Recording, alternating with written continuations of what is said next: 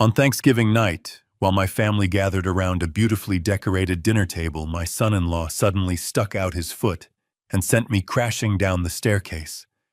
As I curled up on the floor in agony, my daughter crossed her arms and snapped, "Dad, get up." "I know you're fine." My son-in-law smirked. "He's just doing it for sympathy."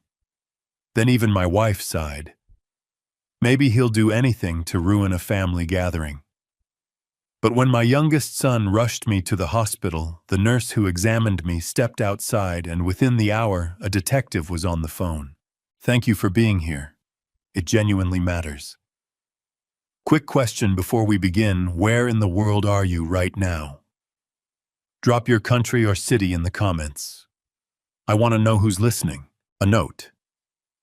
This story weaves fictional elements throughout, built for entertainment and reflection. Names and settings are coincidental, but the lesson inside is not. 68 years on this earth, and I have learned one thing above all others: the most dangerous meals are the ones that look the most beautiful. The Pendleton estate sat on 10 acres of Temecula Valley soil out in Riverside County, California, where the hills roll dry and gold from October through March, and the air smells of chaparral and old stone. From the highway, the property looked like something from a magazine: white wood siding, black shutters, a wraparound porch my grandfather built in the summer of 1953. From the inside, if you knew where to look, you could see the cracks. My name is Harlan Pendleton. I am 68 years old. I have lived on this land my entire life. And on the Thursday before I almost lost it forever, I sat at the head of my dining room table and counted the smiles of the people who wanted to take it from me.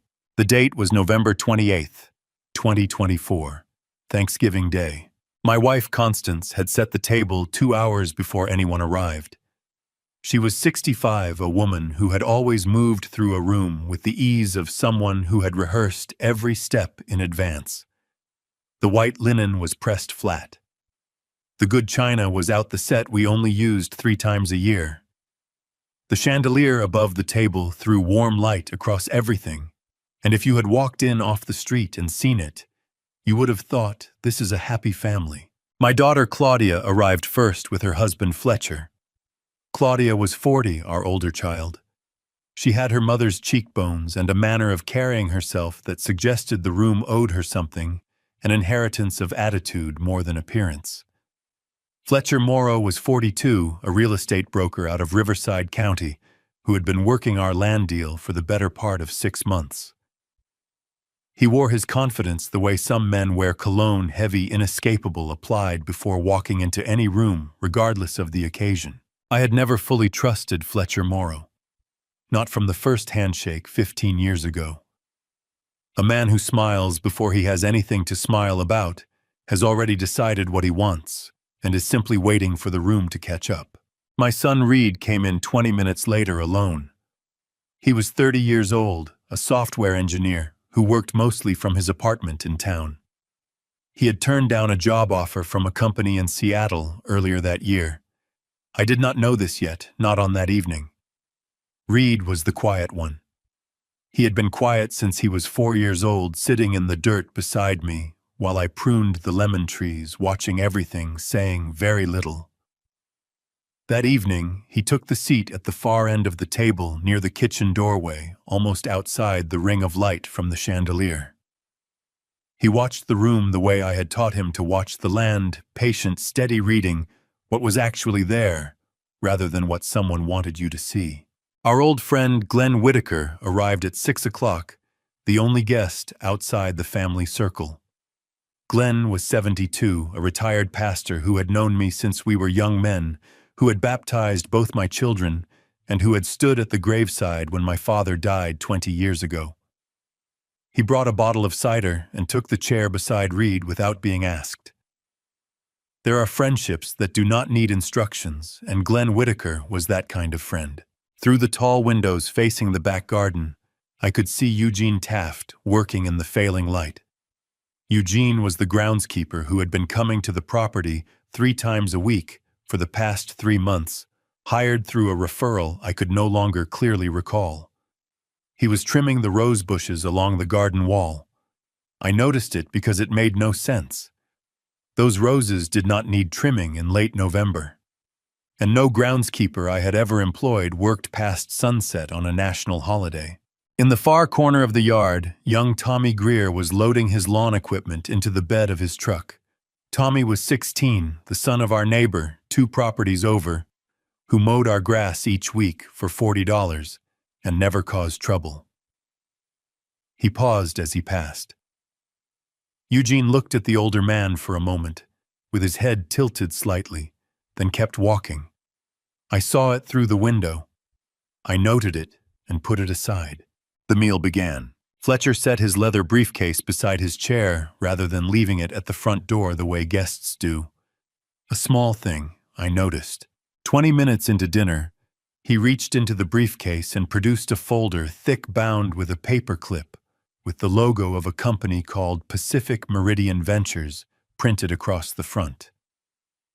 He set it at the edge of the table near the breadbasket, angled toward me and said nothing about it for another 10 minutes. Then just something to look at when you have a moment, Harlan. No pressure tonight. A man who says there is no pressure has already decided on the pressure and the deadline. I did not touch the folder. Constance passed the sweet potatoes. As she did, our eyes met for a fraction of a second, and hers moved away first. In 38 years of marriage, my wife had never been the first to look away from me. I set that fact beside the other facts I had been quietly collecting for several weeks. Several months, if I was willing to be honest with myself. Glenn raised his glass and told the story of my grandfather, Harold, how Harold Pendleton had come home from the Second World War in 1945 with very little money and an absolute certainty that he was going to own a piece of California before he died. He worked saved and in 1951 used money from the GI Bill, a federal program that gave returning American veterans low-interest loans to purchase homes and land to buy these 10 acres for $4,200. He planted lemons, dug a well, and built the first room of this house himself in the summer of 1952. No one spoke while Glenn told that story. Even Fletcher was quiet for a moment. Then Fletcher's phone vibrated against the tablecloth, and the moment passed. I set my knife and fork down and looked at the folder near the breadbasket. Then I looked at Fletcher. "That land is not mine to sell," I said.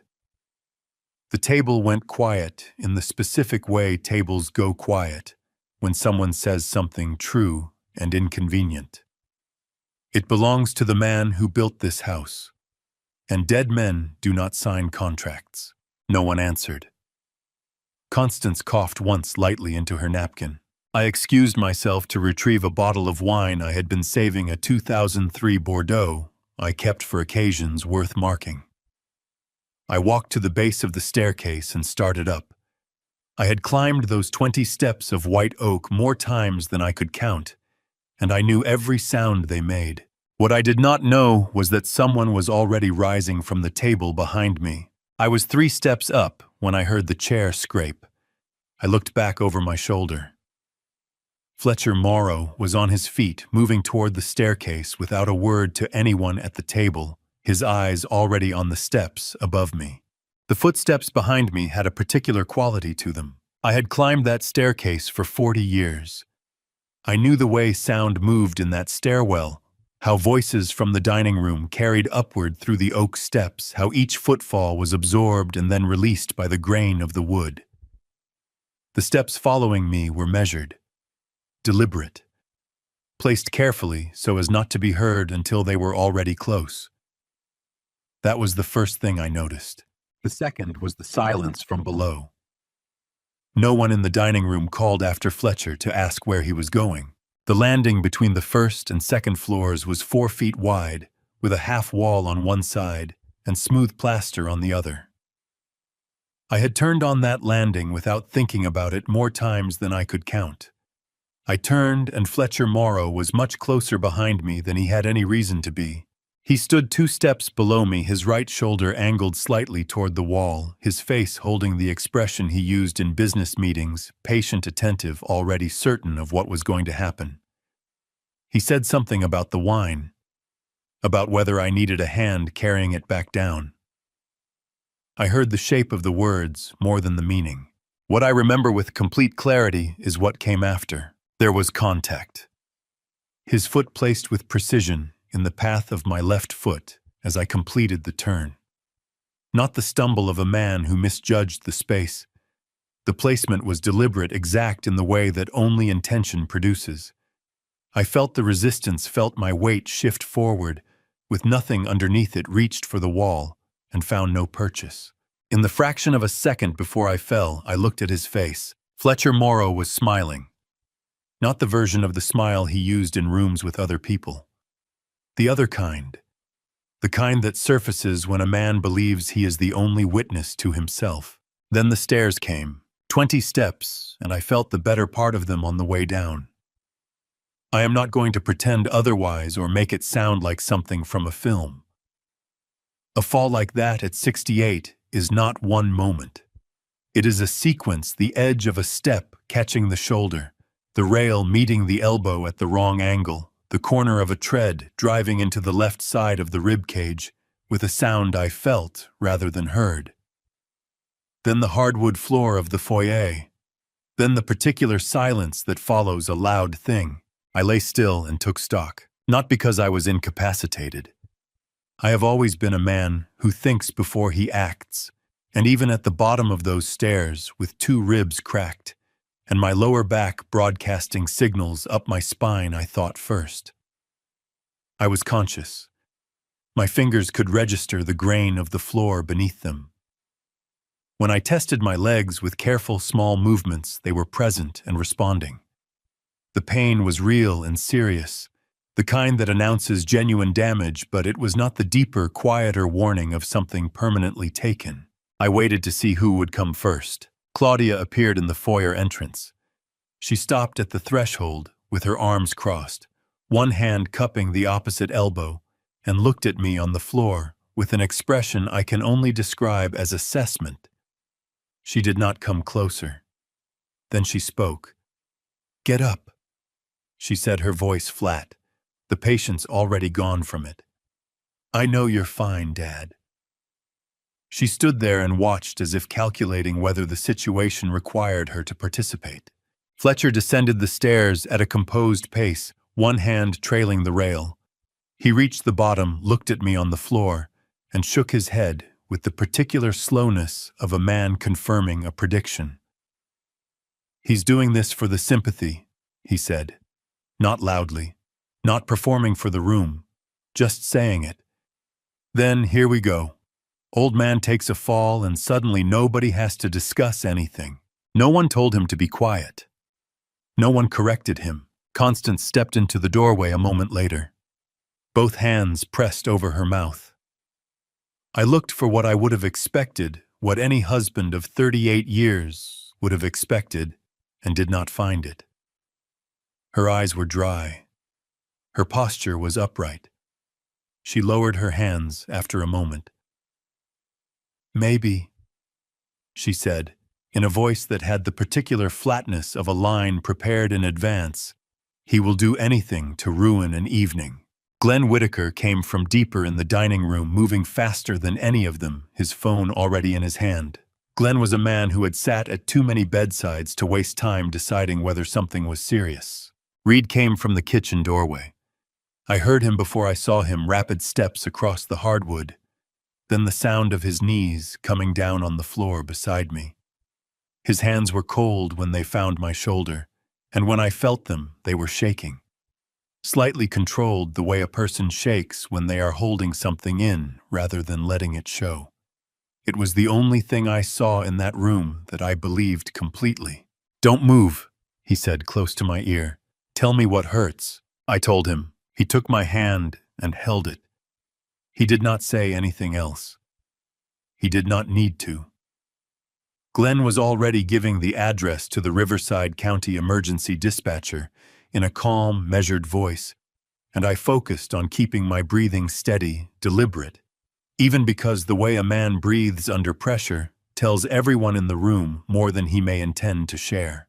At some point, Fletcher moved away from the base of the stairs.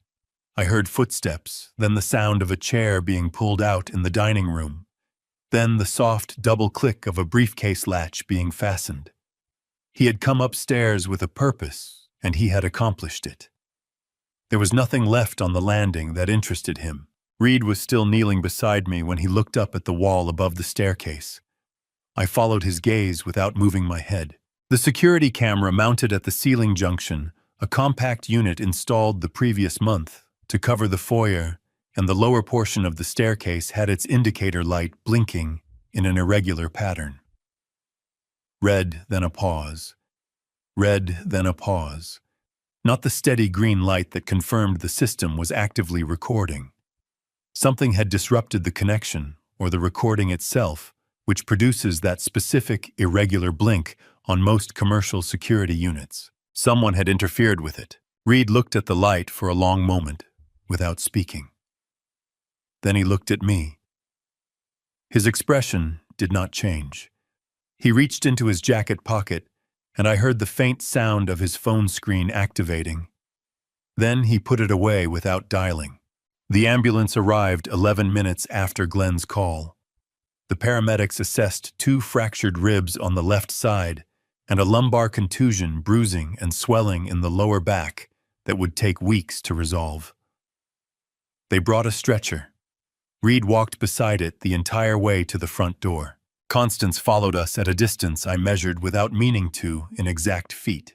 The ambulance brought me into the emergency bay at Inland Valley Medical Center at 20 minutes past 8 that evening. Inland Valley Medical Center is a real working hospital in Wildomar on the southwestern edge of Riverside County, the kind of facility that handles the emergencies of several surrounding communities and does not have the luxury of being slow about it.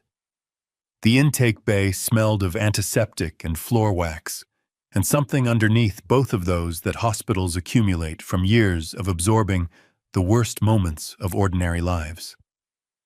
The fluorescent lights above the gurney were the kind that do not flicker. They simply are constant and indifferent, regardless of who is beneath them. Reed rode with me. He was the one who told the paramedics my medical history while I focused on breathing at a rate that communicated control rather than distress. A man lying on a gurney has very few instruments of dignity left to him. Measured breathing is one of them. The others arrived 7 minutes after we did in Fletcher's car. A doctor came within the hour.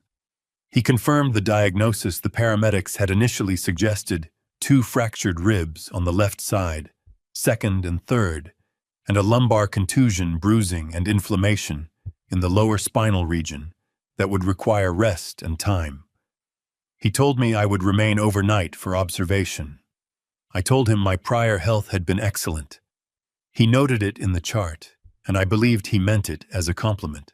Before the others had settled into the waiting area, Constance came to the bay briefly, perhaps 5 minutes after the initial intake, while the doctor was still reviewing my chart in the corridor.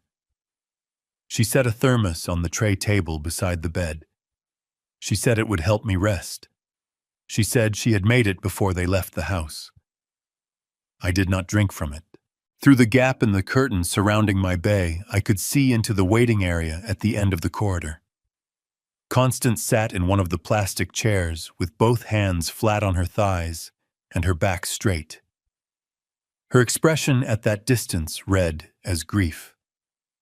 She had positioned herself directly within sight line of the nursing station, the place in the room where the most people would see her. Fletcher stood near the window on the far side of the room, his phone in his hand, already managing something else. Claudia sat 3 chairs away from both of them, her coat still buttoned, her eyes on the middle distance. Glenn Whitaker sat beside Reed near the corridor entrance. He was not performing anything. He was simply present. That was all, and it was enough. A nurse came in to complete the intake assessment. Her name was Diane Kowalski. I had time to read her badge while she worked a woman in her mid-40s with the measured efficiency of someone who had been doing this long enough that competence and care had become the same reflex. She went through the standard sequence: blood pressure, pulse, pupil response, the mobility of each limb. Then she paused. She was looking at the area above my right temple, where the hair had been thinning noticeably for the past several months. She said nothing about it, but I watched her register it and hold the observation. She asked me to extend both hands, palms down.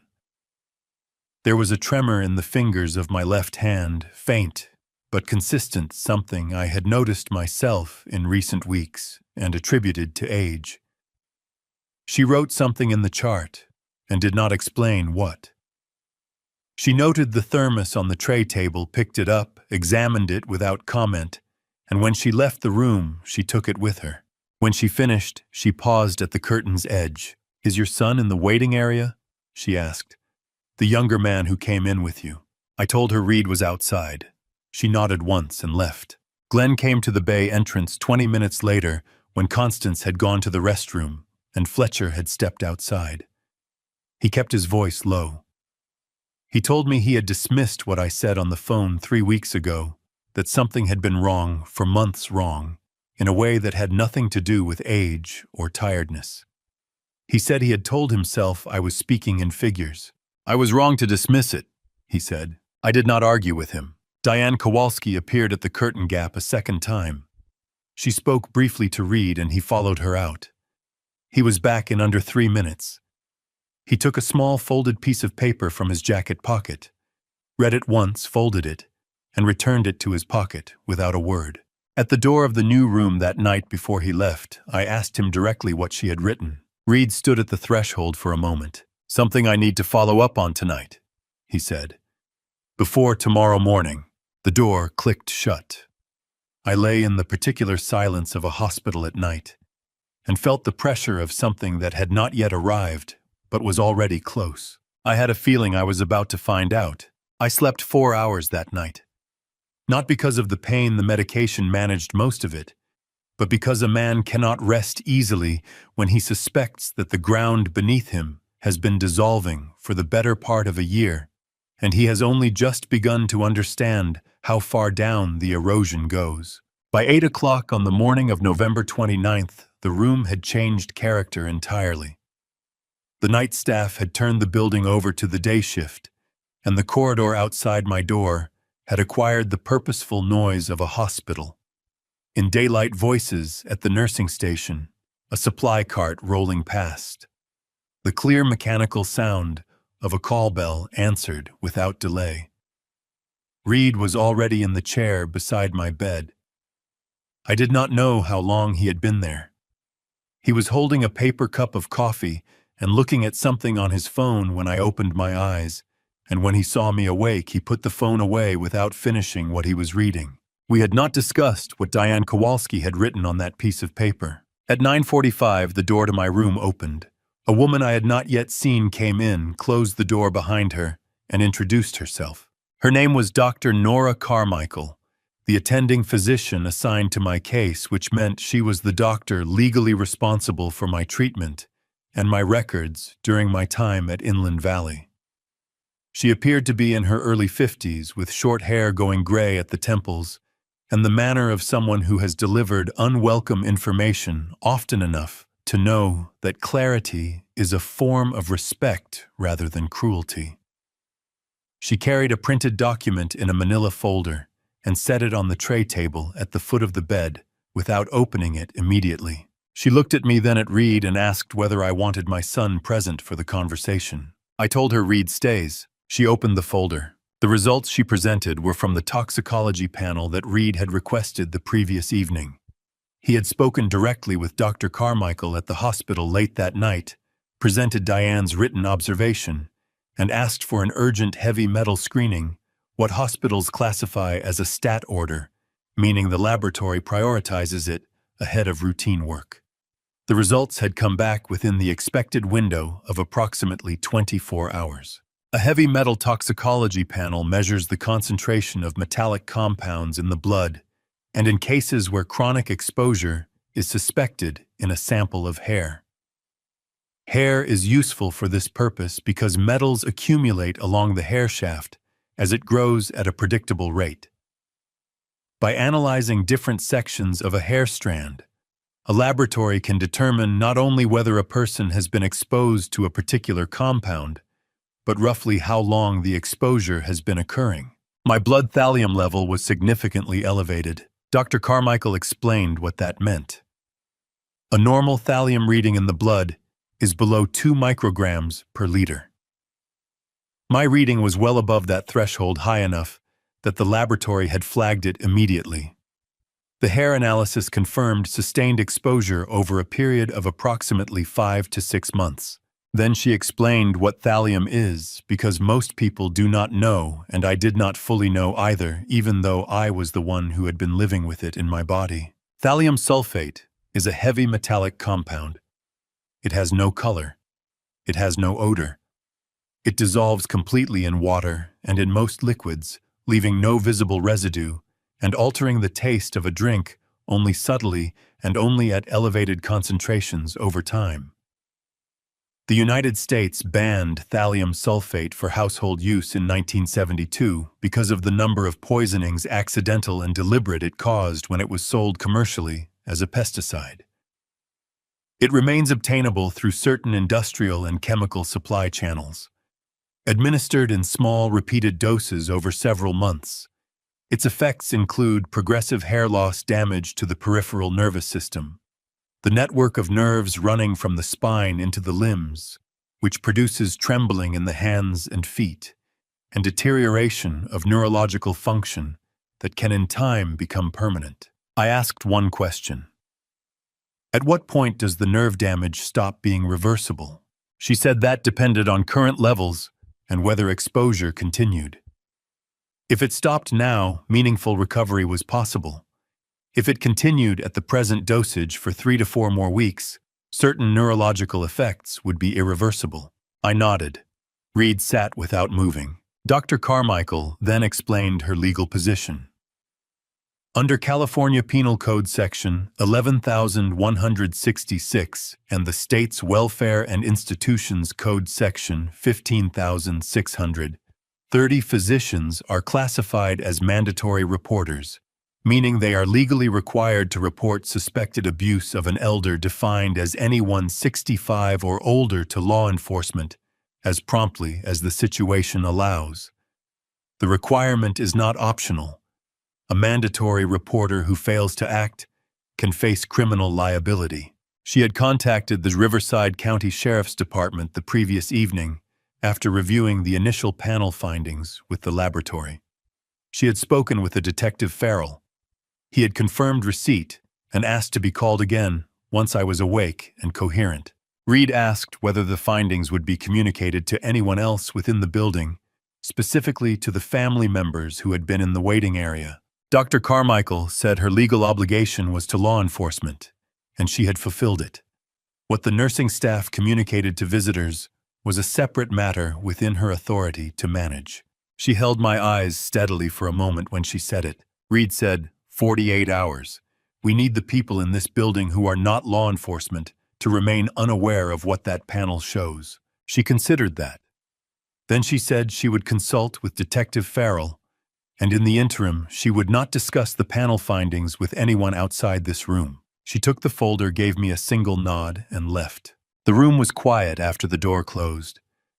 Through the window, a narrow strip of California sky, pale, cold-looking for late November, the kind of blue that belongs to mornings that have not yet decided whether to warm up. There is a bitter taste, I said after a while. In the mornings, I have noticed it for months. I put it down to the knee medication, or to getting older. I told myself I was being oversensitive. Reed did not say anything. I was not being oversensitive, I said. No, he said. You were not. 38 years. The same hands that had prepared what I ate and drank every morning for 38 years. You do not question the floor you have walked on your entire adult life, not until the day it occurs to you to look down and you realize someone has been removing boards from underneath you in the dark, one at a time, while you were looking in every other direction. I asked Reed what he needed to do next. He said he needed a few hours outside the building alone to work through something. I told him to go. He took his jacket from the back of the chair, touched my shoulder once briefly, and walked out without ceremony. From the third-floor window of my room, I watched the hospital parking lot. After a few minutes, he came out through the main entrance, crossed to his car, and got in. He did not start the engine. He sat in the driver's seat and opened a laptop. The screen lit up. He began to type with the focus of a man who has already decided what he is looking for and is simply locating the door. I watched him for a long time. 68 years I had been the one who handled things, who stood between my family and whatever needed standing between.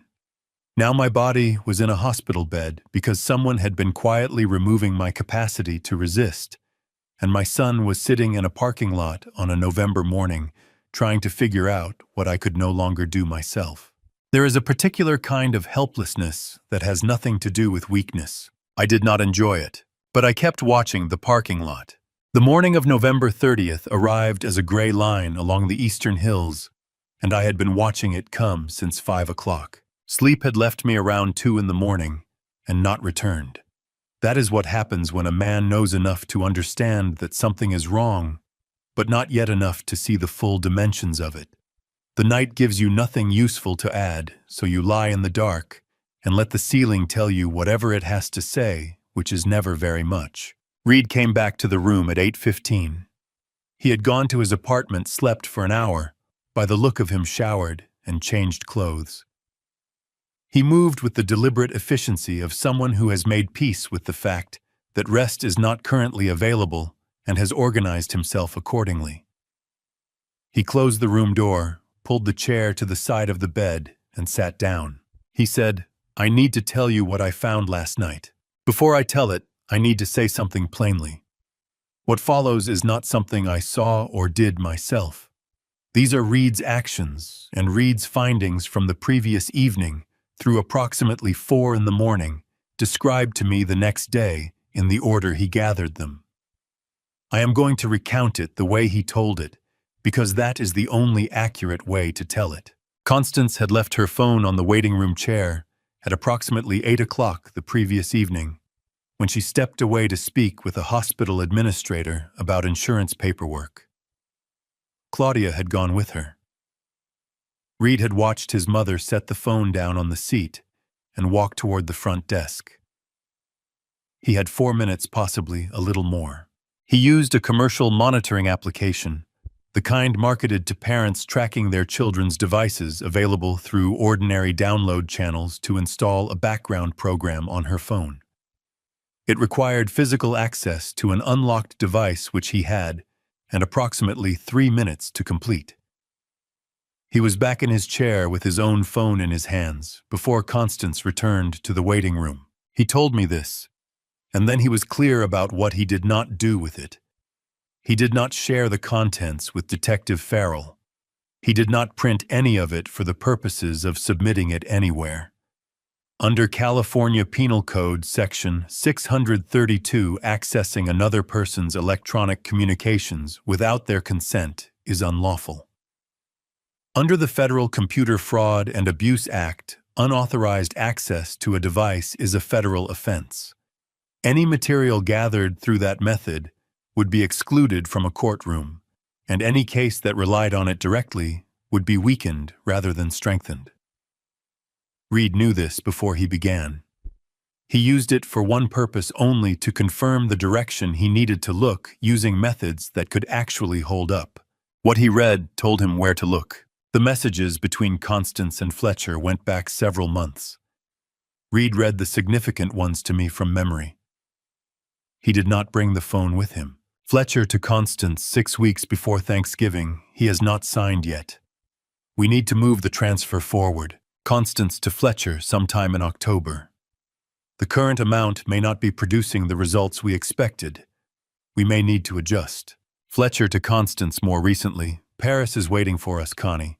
Reed stopped after that one and looked at the window for a moment. There was one more message he told me about. Not from Fletcher, but from Constance to a woman she had been friends with before we were married. A name I knew, someone from a time in our lives I had not thought about in years. The message had been sent the previous spring, when we had been arguing about the sale, and I had thought the argument was finished when I walked away from it. In that message, Constance had written, "I have loved him for 38 years. But I cannot spend what is left of my life waiting for a piece of land to matter. I do not want to die with nothing that belongs to me." Reed read it to me, and then looked at the window again. I did not say anything for a while. There are things a man can hear and process, and things that require a moment outside of any response he has available to him. That message was the second kind. Not because of the anger it might have produced. I had already moved past the place in this where anger was the leading feeling. It was something quieter than that, and slower, and in some ways harder to name. 38 years, whatever she had felt at the beginning, or the middle, or anywhere in between, by the time she wrote that message in the spring, she had already decided. She had decided in private, in a note to a friend, and not once in all the months since had she said it to me out loud. That is a particular kind of grief. It does not arrive with any noise at all. Reed moved forward. He told me he had confirmed the direction but done nothing with the phone contents. He would build the case with what could be used. At 11:23 that night, his phone rang with a number he did not recognize. The Pendleton Estates public property filings listed Reed as an authorized contact for correspondence related to the property, a detail Margaret Dunn had added to the record 2 years prior at my request.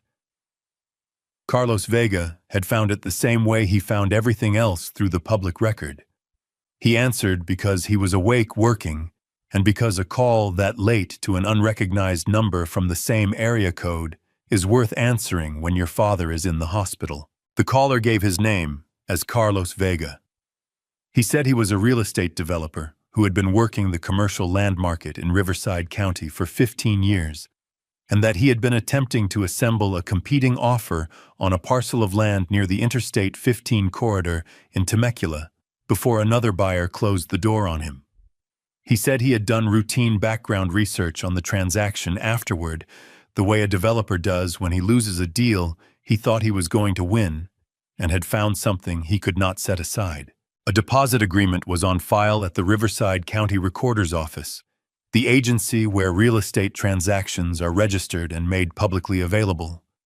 The agreement documented earnest money paid toward the purchase of the Pendleton property 3 months prior, and it carried the signature of the owner of record. The owner of record was Harlan Pendleton. Carlos Vega told Reed that he had read real estate documents his entire career, and he knew the difference between a genuine signature and an approximation of one. The handwriting on that agreement was close. Someone had studied the reference carefully. But the pen pressure was wrong, the forward slant was off by several degrees, and the way the capital letters were constructed did not match the pattern on the original deed.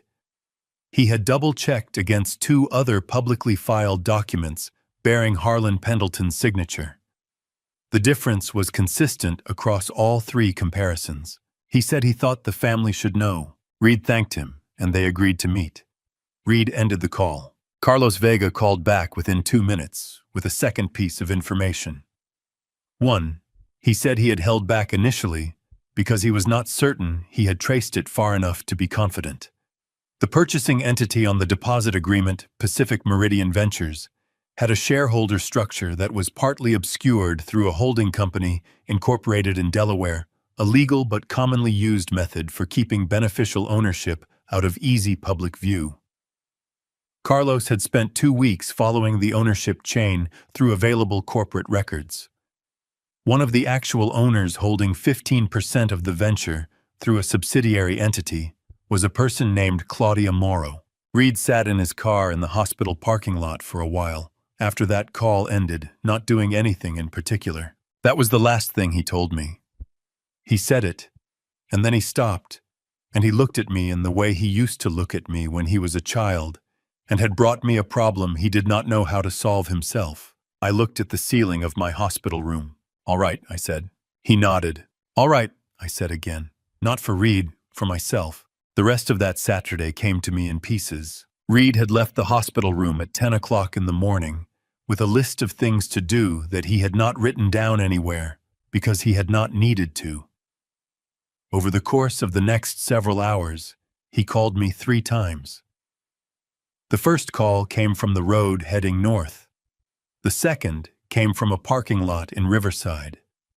The third came at 6:47 in the evening when it was already dark outside and I had finished most of my hospital dinner without registering much of it. I will tell what each call contained. The first came at 11:45, while the weather forecast on the muted television was cycling through the same predictions for the third time. Reed had driven to the Pendleton estate directly after leaving me. Constance had arrived at the hospital that morning at 9 o'clock. I had seen her come through the corridor door with a thermos of coffee and the same composed expression she had been using all weekend.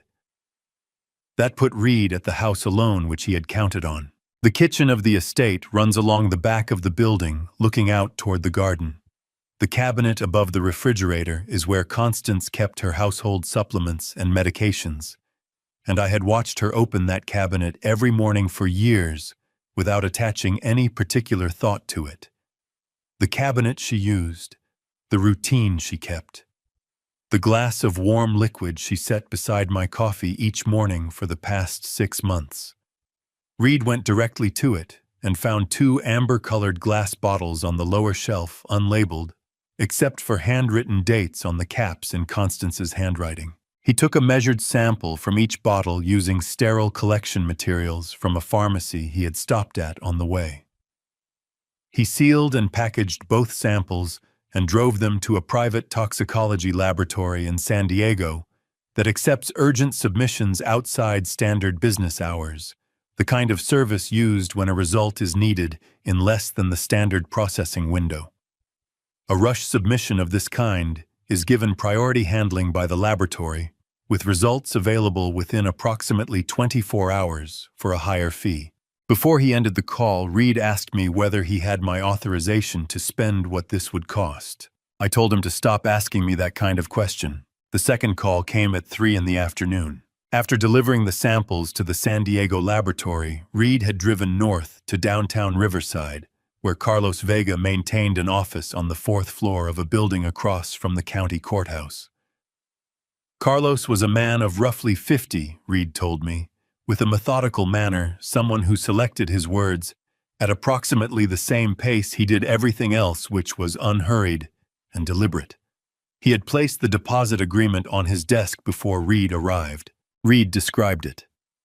3 pages printed on legal paper with the Pacific Meridian Ventures letterhead across the top. On the final page, a signature line reading Harlan A. Pendleton in handwriting that was careful and close but not mine. Carlos walked Reed through the comparison he had made.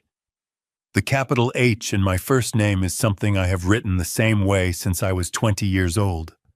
The crossbar sits at a slightly lower position than standard.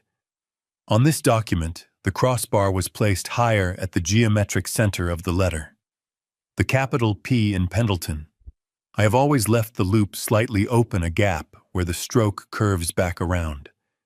The signature on this agreement closed the loop completely. The pen pressure across the entire document was unnaturally even in the way that comes from copying. Rather than signing a person, writing their own name does not think about pressure, and so it varies in ways that are almost impossible to replicate deliberately. Carlos had checked against 3 other documents bearing my signature that were on file in the public records of Riverside County.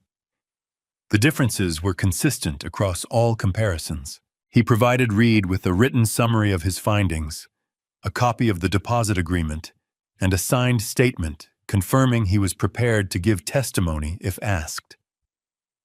He had been prepared to do this before Reed walked in the door. He also provided printed documentation related to the Pacific Meridian Ventures ownership structure. Tracing the chain had required patience rather than any specialized access. The information existed in publicly available corporate filings in Delaware, accessible through state business registry services. The ownership ran from Pacific Meridian Ventures into a subsidiary holding entity, and from that entity to Claudia Morrow as a 15% beneficial owner. At a transaction value of $50 million, that position would produce $7.5 million for a person whose name appeared nowhere in any document directly connected to the deal. Reed thanked him, took the materials, and drove back toward Wildemar. The third call came at 6:47. A woman named Margaret Dunn had reached Reed that afternoon, shortly after his meeting with Carlos Vega. Margaret had served as my property attorney and estate planning counsel for 11 years. Her name and contact information were listed as counsel of record in the public property filings for the Temecula Valley estate, which meant that when another attorney sent formal correspondence relating to the property, her office received it. She had received a letter that afternoon from an attorney named Graham Pemberton. Pemberton was listed as legal counsel for Pacific Meridian Ventures, and his letter stated that all relevant parties wished to meet at Inland Valley Medical Center on Friday, December 6th, to finalize the property purchase agreement. The letter expressed the expectation that the owner of record would be sufficiently recovered by that date to review and sign the necessary documents. Margaret told Reed the letter struck her as professionally irregular for several reasons. Her office had not been informed of any active purchase agreement. No draft agreement had been provided for her review, as would be standard practice when the other side had counsel of record on file. She said she intended to attend any meeting involving the property on Friday, regardless of what Graham Pemberton's letter anticipated, and she wanted Reed to know she was already making the relevant preparations. Reed told me all of this on the phone in the hospital parking lot before going home. I lay on the hospital bed and looked at the ceiling for a while. Friday, December 6th. 6 days from Thanksgiving. 4 days from where I was lying right now. The room settled into its nighttime sounds. The cart in the hall, the low hum of the building's ventilation, the faint voices of the nursing staff talking at their station show about something ordinary. None of it had anything to do with me. I thought about the 2 amber glass bottles in the cabinet above my refrigerator. I thought about 6 months of mornings, the glass of warm liquid Constance placed beside my coffee without being asked, without variation, without explanation, because that was simply what she did, and I had never had cause to look at it differently. I had given her 38 years of reasons not to look differently. And then I thought about Friday and what 4 days is and what it is not. We're halfway through, and what's coming next, I didn't see it myself until it was almost too late. Before I continue, drop the number 7 in the comments. It tells me you're still here, and trust me, you want to be here for what comes next. A note: parts of this story contain fictional elements shaped for entertainment and to carry something worth hearing. If that's not for you, this is a good place to step away. Sunday morning arrived without announcement, the way winter mornings do in Temecula Valley. Thin light, low temperatures, a sky that had not yet decided what it wanted to be. Through the hospital window, the eastern hills were the color of old paper. The call came at 7:20 from a number I did not recognize.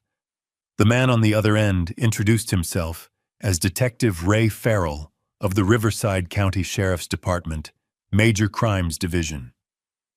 He explained, the investigator to whom Dr. Carmichael had reported on the night of my admission, the person who had been building the case file for the past 3 days while I lay in this room learning the shape of what had been done to me. This was the first time I had spoken with him directly. He had an economical manner. Not unfriendly, but sparing in the way that people who spend their working lives with difficult situations tend to be. They learn not to use more words than the situation requires, because the situations themselves supply more than enough. He told me Reed had hand-delivered the San Diego laboratory analysis to his office late the previous evening.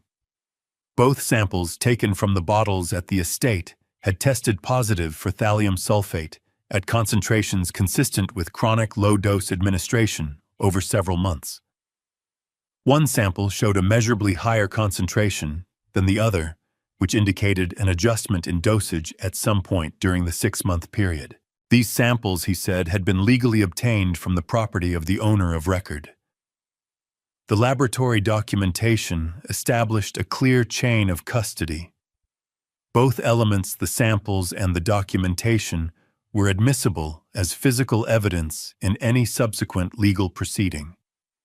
He was formally opening a criminal investigation. He asked how I was. I told him I was ready for the week to move faster than hospital weeks tend to move. He said he understood that. Then he asked me something I had not anticipated. He asked about the security camera mounted above the staircase at the Pendleton estate.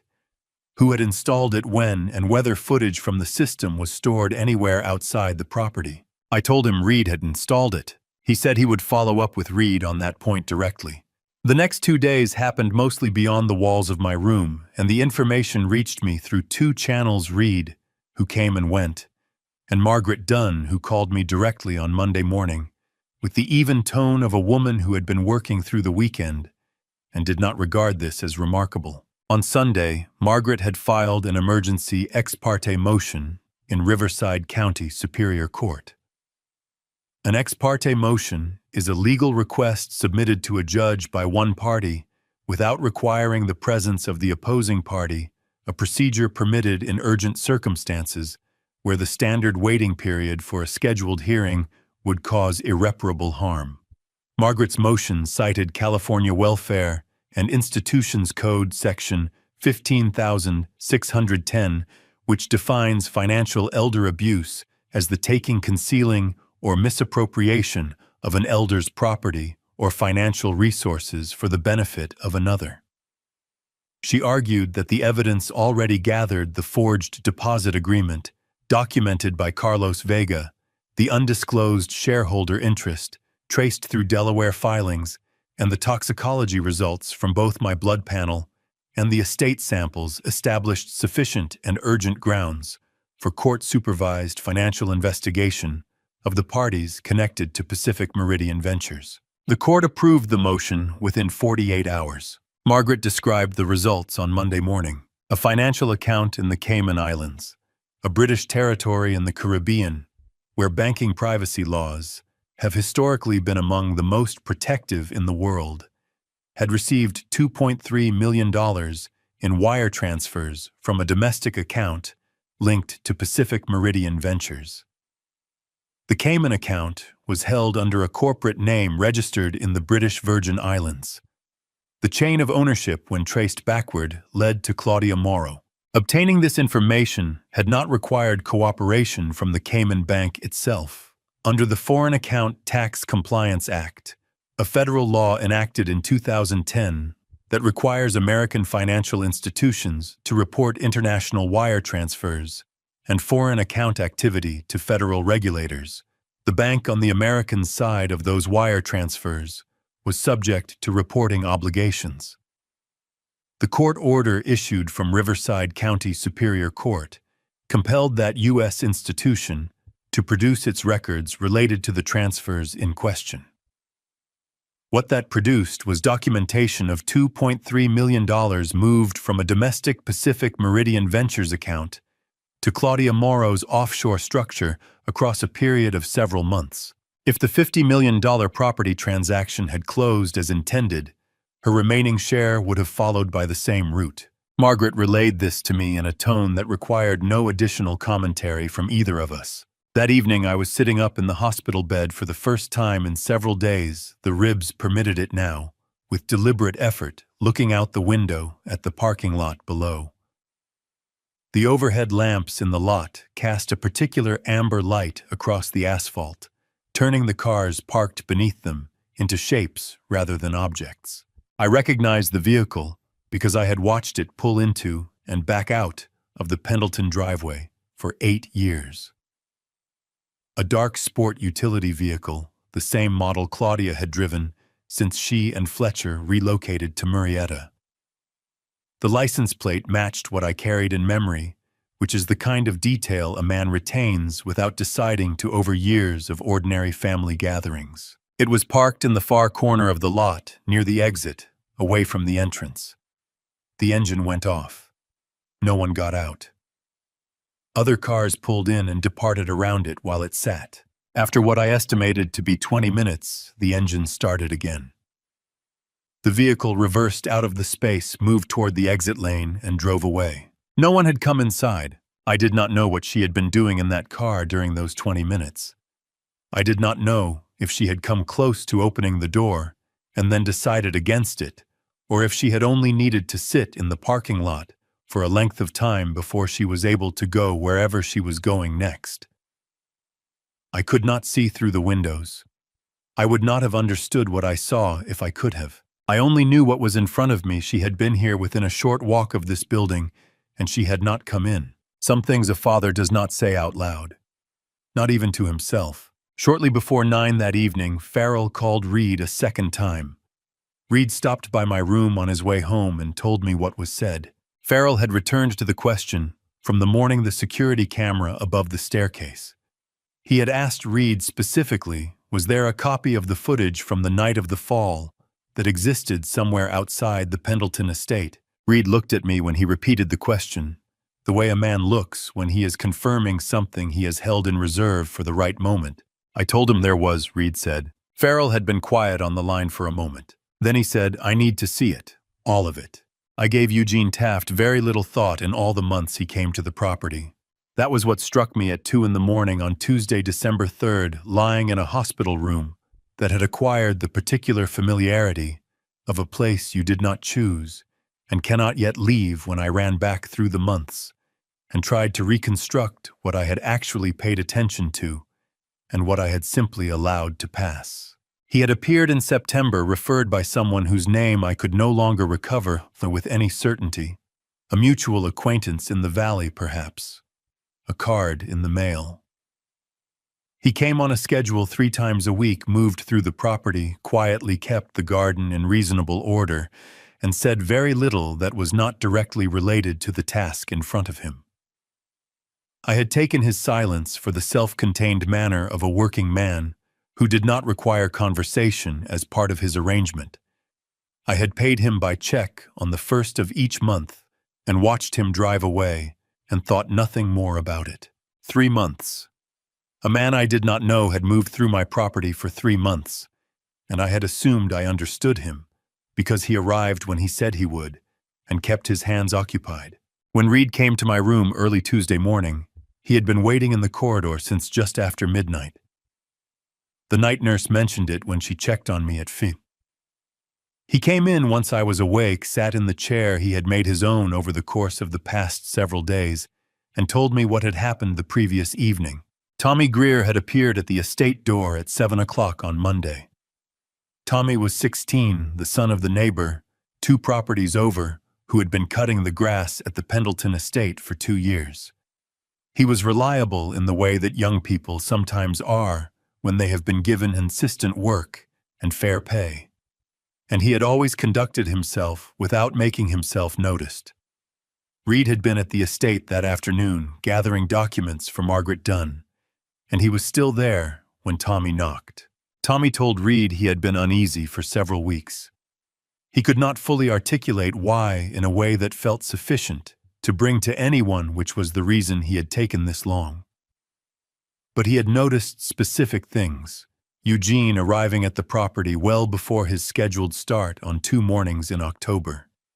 Eugene spending long periods near the eastern storage barn, not working the surrounding garden, not doing anything with a visible purpose, just standing near the structure. And on one afternoon in late November, Tommy had seen Eugene standing at the barn window with his phone raised at window level, moving the frame slowly along the glass. What he had been photographing was not the garden. Tommy had recorded an 11-second video on his own phone at that moment, not knowing precisely what to do with it, but sensing that having it was better than not having it. He showed it to Reed. The video was clear enough. Eugene Taft at the side of the barn in late afternoon, light phone held at window height, camera pointed at the interior of the building. 11 seconds, no audio, but nothing about the angle or the framing suggested anything other than what it appeared to be. Reed drove Tommy home, thanked him, and called Farrell. Farrell arrived at the estate with a colleague within 45 minutes. After reviewing the video, Farrell ran Eugene Taft's name through the department's law enforcement databases. What came back was an active private investigator's license, issued by the California Bureau of Security and Investigative Services, the state agency responsible for licensing and regulating the private investigation profession in California. Eugene's license had been current for 19 years. His professional account with LexisNexis Risk Solutions, a restricted investigative database available only to licensed investigators, law enforcement agencies, and legal professionals, showed recent activity related to searches of the Pendleton property records and personal background information on members of the Pendleton family. A licensed private investigator with 19 years of professional history had been employed as a groundskeeper on my property for 3 months. Farrell brought Eugene in for a voluntary interview at the Riverside County Sheriff's Office that evening. Reed told me the following morning that Eugene Taft was 64 years old, a compact, careful man who had sat in the interview room for a long time before he said anything. Then he had talked without stopping. Fletcher Morrow had hired him in September through a referral from a former professional contact of Fletcher's at $8,000 per month. Fletcher had specific requirements. He wanted someone on the Pendleton property with a plausible explanation for their presence who would monitor activity on the estate, noting visitors' vehicles, any meetings that appeared connected to the property's legal or financial status, and who would locate if it existed a specific document Fletcher had reason to believe was stored somewhere in the eastern storage buildings. He described it as a large brown envelope, old paper containing handwritten or typed documents he believed Harlan Pendleton kept at the property rather than with any attorney's office. Eugene had not found it in 3 months. Reed told me what Eugene had said when Farrell asked him why he had taken the job. His wife had been diagnosed with lymphoma in August. Her chemotherapy cost approximately $6,000 per month after what their insurance covered. He had done the calculation a man in his position does, and he had taken the work that was available to him. I lay in the hospital bed and held that piece of information by itself for a moment. I have tried to be a man who holds the full shape of things rather than the convenient shape. The full shape of Eugene Taft included a sick wife, a calculation made from very few options, and 19 years of working in a profession that requires both a clear legal record and an intact professional license, both of which he had now put at risk for $8,000 a month. I did not forgive what he had enabled, but I understood the arithmetic of it, which is a different and in some ways harder thing. Farrell called me directly at 8:45 that morning. He said that Eugene's account had produced one specific question he needed to put to me. Fletcher had sent Eugene to the property specifically to find a large brown envelope that he believed contained a legal document related to the estate. Did I know what Fletcher believed was in that envelope? I looked out the window at a Tuesday sky that was cleaner than the days before it, the kind of blue that comes when the wind has been through and taken the haze with it. Yes, I said. I know exactly what is in it. I told Farrell about my grandfather Harold, about the document he had prepared separately from the formal estate filing in 1963, because he had lived long enough by then to understand that the legal system could not protect intentions that were never committed to paper with sufficient specificity. The clause Harold had included in that document stated that the Pendleton property could not be sold, transferred, or encumbered without the written consent of all living direct heirs of the original owner. All living direct heirs. Reed had never consented. Reed had never been asked to consent. Farrell was quiet on the line for a moment. Fletcher doesn't know what's in it, I said. He knows the envelope exists. He has known for some time that there is a document somewhere on this property that he has not been able to find. He has spent 3 months trying. Mr. Pendleton, Farrell said, and his voice had a different quality to it, now the specific quality of a man who has seen a piece of the picture snap into place. I think you need to speak with Margaret Dunn this afternoon about how we use that document. That afternoon, Margaret Dunn arrived at 2 o'clock. She was the kind of person who treated punctuality as a professional courtesy rather than a social nicety, which I had always appreciated. She came in with a leather portfolio, a set of estate files organized by date, and the copy of my grandfather's original will that I had asked Reed to retrieve from the estate that morning. She set everything on the tray table, pulled the chair to the side of the bed, and looked at me in the direct way she always had. She had been my property attorney and estate counsel for 11 years. Over that time, she had spoken to me without unnecessary softening, which was why I had kept her. Before anything else, she said, you need to understand what this document is capable of doing and what it cannot do. What Harold Pendleton had prepared in 1963 was what attorneys call a testamentary restriction, a binding condition embedded in a will that determines what beneficiaries may and may not do with inherited property once the original owner has died.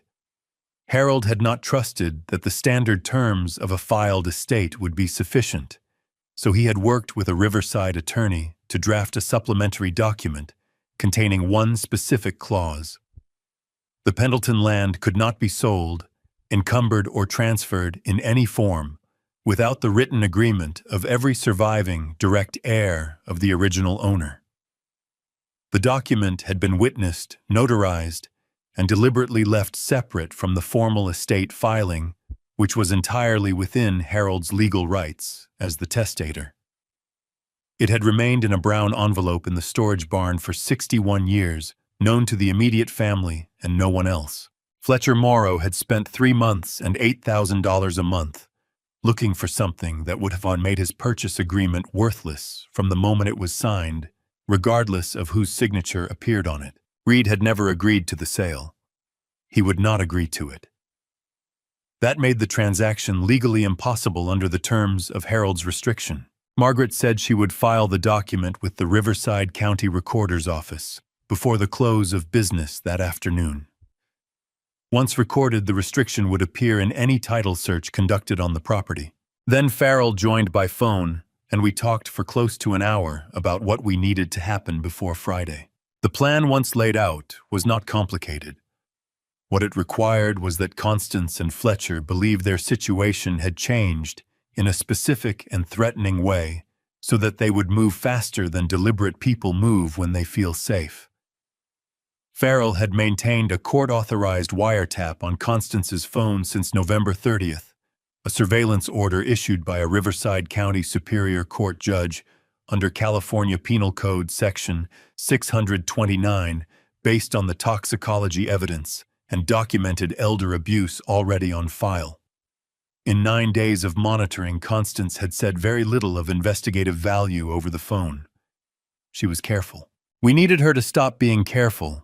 The information we would introduce was this that I had while recovering in this hospital, signed an amended will, leaving everything to Claudia and removing Reed entirely from the estate. This was not true. No such document would ever be drafted or filed. But it would reach Constance within hours of leaving the right person's mouth, and if we had read the situation correctly, it would tell her something she feared considerably more than patience, that the arrangement she had made with Fletcher was being undermined by the very person they had cut in as a partner. The fear we were engineering was specific. If Claudia stood to inherit the entire estate upon my natural death, she had no reason to share any of the property proceeds with Constance or Fletcher. Whatever private agreement the three of them had made would dissolve the moment I died without a signed sale contract. They would have poisoned a man and pushed him down a staircase for nothing. That fear, we believed, would make Constance call Fletcher. Glenn Whitaker had 2 questions when Reed reached him by phone. He asked whether what we were doing would genuinely protect Harlan. He asked whether anyone would be harmed who did not have harm coming to them. He received yes and no respectively in that order. He said he knew a woman who had moved in Constance's social circle for many years, a long-time acquaintance from the parish, someone whose name came up at enough of the same events that a casual mention from Glenn would reach Constance by early evening. He made the call at 4:15 that afternoon. At 7:40 that evening, Constance called Fletcher. Farrell came to the room the following morning and read me the relevant portion of the transcript, the written record produced from the court-authorized recording. He read it without commentary, in the measured tone he used when he was allowing the material to speak for itself. Constance's voice per the transcript. The plan has changed. He signed it. He gave everything to Claudia and took Reed out completely. If we don't close before he dies on his own, she has the land, and we have nothing. The meeting on Friday is not optional anymore. What followed on Fletcher's end was partially obscured by ambient noise, but Constance's subsequent statements filled in the content of what he had said. She confirmed something about the current situation with the hospital visits. She mentioned a Paris account. She said Friday was now the most important day they had. I listened to Farrell read this and kept my expression where I needed it to be. Then I asked him directly, "Is what we have now sufficient?" The wiretap recording together with the toxicology reports, the physical samples from the estate, the forged deposit agreement, and Taft's testimony, it is enough to present a case, he said.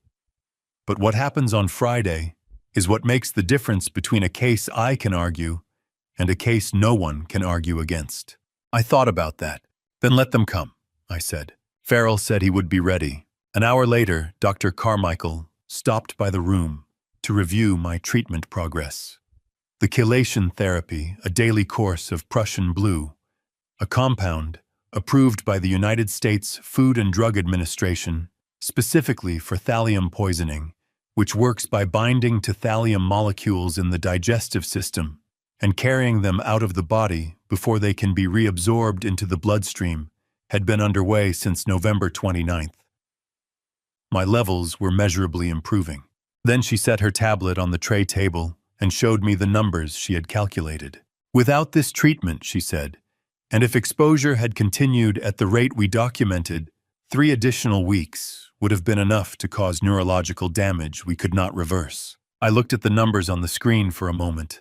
3 weeks. The second bottle Constance had brought to this building, the one Diane Kowalski had quietly removed from the room and handed to Farrell, had been intended to continue exactly what the first bottles had been doing. I had not previously considered myself a man who came within 3 weeks of irreversible things.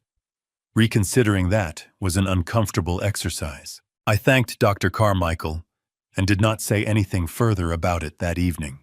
By Wednesday morning, I had decided what I needed to be for the next 36 hours. I had spent 68 years operating on the principle that precision was a form of respect for the people I spoke with and for the subjects themselves. I said what I meant. I meant what I said. I had very little patience for obscuring things that could be stated directly. What I needed to do now was obscure something with considerable care. Reed arrived at 8. We spent an hour working through what the afternoon would require. Fletcher and Constance had called the nursing station the previous evening to ask about visiting hours, a standard inquiry routed through the hospital's administrative line, which Farrell had already arranged to be alerted to. They would arrive between 2 and 4. This told us something specific they had not yet decided Friday was guaranteed. They were coming to evaluate. The news about the amended will which had reached Constance through the parish acquaintance the previous afternoon had made them uncertain. They needed to see the condition of the man they were planning to meet on Friday before they could feel confident about what that meeting would produce. We needed them to feel confident. What I had to offer them was a man whose thinking had softened at the edges, not collapsed, because a man who appeared incapacitated would raise immediate legal questions about whether any agreement signed on Friday was voluntary. The legal standard in California for a valid real estate contract requires that the signing party have the mental capacity to understand the nature and consequences of the transaction. If I appeared to lack that capacity, the other side would be exposed to the exact charge they were hoping to avoid.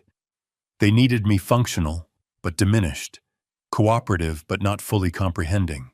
Thallium, Dr. Carmichael had told me, produces precisely this pattern in patients at intermediate stages of exposure. Difficulty retrieving specific words, a slowing of sequential thought, a quality of cognitive delay that presents to observers as fog rather than collapse. I had experienced none of it. The chelation treatment had been initiated early enough that my cognition had not been measurably affected. But I had listened carefully when she described it, and I had retained the description. That was enough to work from. Fletcher and Constance arrived at 2:15. Constance came through the door first, carrying the thermos she had brought before, and a folded blanket that she placed at the foot of the bed without being asked. She called me a name she had used in the first years of our marriage, and had stopped using sometime in the 1990s, a diminutive the kind that belongs to a time before the routines of a long partnership replaced tenderness with efficiency. She used it now with the warmth of someone reclaiming something they had only temporarily set aside. She asked how I had slept. She asked whether the nurses were attentive. She straightened the pillow behind my head, with both hands slowly the way you would handle something fragile. Fletcher came in behind her. He shook my hand and held the handshake a moment longer than it required his eyes on my face in the specific way of a man who is watching for something and has prepared himself not to let the watching show. They were more careful than I had ever seen them. That quality of care was itself the information I needed. I let the conversation move at whatever pace they chose. I asked about the drive from Murrieta. I asked whether the road construction on the 15 was still causing delays. I listened more than I spoke, and when I spoke, I paused in places not dramatically, not in a way that called attention to itself, but with the quiet, slightly extended pause of a man for whom the next word requires a moment of retrieval it did not use to require. After 20 minutes in a natural gap, I said, "I've been thinking about the land, the property business." Fletcher went very still. The particular stillness of a man who has been waiting across a long silence for a specific sentence. "I've had a lot of time in here," I said, "going over things, thinking about what matters at this point. Whether I've been," the pause, 3 seconds, 4. "Whether I've been reasonable about it." Constance placed her hand on mine. Her fingers were warm. Fletcher said with a patience that had been prepared in advance that there was no rush, that the only consideration was my recovery, that the business side of things would wait as long as it needed to. I nodded the way a man nods when he is receiving something through gauze. I said Reed had mentioned something about a meeting scheduled for later in the week, that I thought by Friday I might be ready to sit with people and talk it through properly. Fletcher said Friday was entirely flexible, that everyone's only concern was my well-being. I thanked them for coming. I said I was getting tired. They stayed another 15 minutes. Fletcher spoke briefly with Reed by the door before they left. 2 sentences. Reed's answer brief, and then they were gone.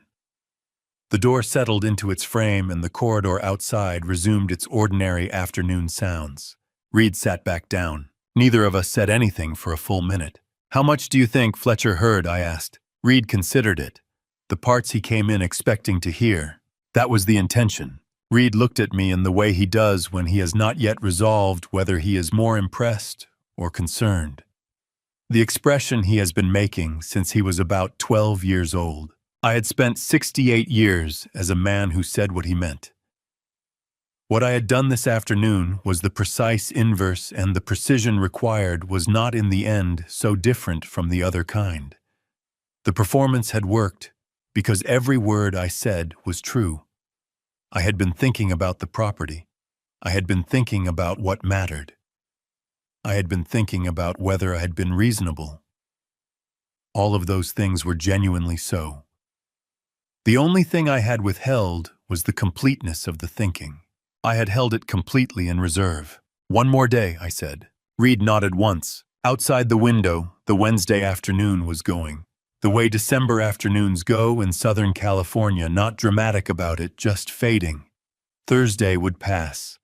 Then Friday would come. And everything I had set in motion over the course of a very specific and very unpleasant week would either be sufficient or it would not. I believed it would be sufficient. I closed my eyes. Thursday came in quietly, the way the last night before, a significant thing tends to, with less ceremony than the occasion deserves, and more time to think than is entirely useful. I had been moved to a different room 2 days prior, a routine patient rotation on the 3rd floor. The new room faced west rather than east, which meant the evening light came in from a different angle, and the parking lot was visible from a different position. A man with limited mobility and too much time learns to register small differences. They give the hours something to organize themselves around. Farrell arrived at 5 in the afternoon and went through tomorrow's logistics with the specific thoroughness of a man who has thought about very little else for the past several days. The meeting with Fletcher Morrow and Graham Pemberton was confirmed for 10 in the morning in a conference room on the hospital's administrative level. Hospitals maintain such rooms for exactly this kind of situation, legal or financial matters involving patients who cannot travel. The space was neutral with a table and appropriate seating, and it gave Farrell considerably more operational room than a patient's room would have allowed. Margaret Dunn would be in the corridor outside the conference room before the meeting began. She would have with her a certified copy of Harold's recorded will and a formal letter from her office objecting in writing to any property transaction not first reviewed by counsel of record. She would not be invited into the room. She did not need to be. Farrell and 2 members of his unit would be in the building, not visible to the other parties. 1 officer would be in the lobby, 1 in the administrative area corridor. The building's head of security had been briefed. Reed would be in the room as family. My role was to listen, to allow Fletcher and Pemberton to present whatever they had prepared, to ask reasonable questions if any occurred to me, to sign nothing. I told Farrell I understood all of that. He also told me that a Riverside County Superior Court judge had signed an emergency protective order under California's Elder Abuse and Dependent Adult Civil Protection Act.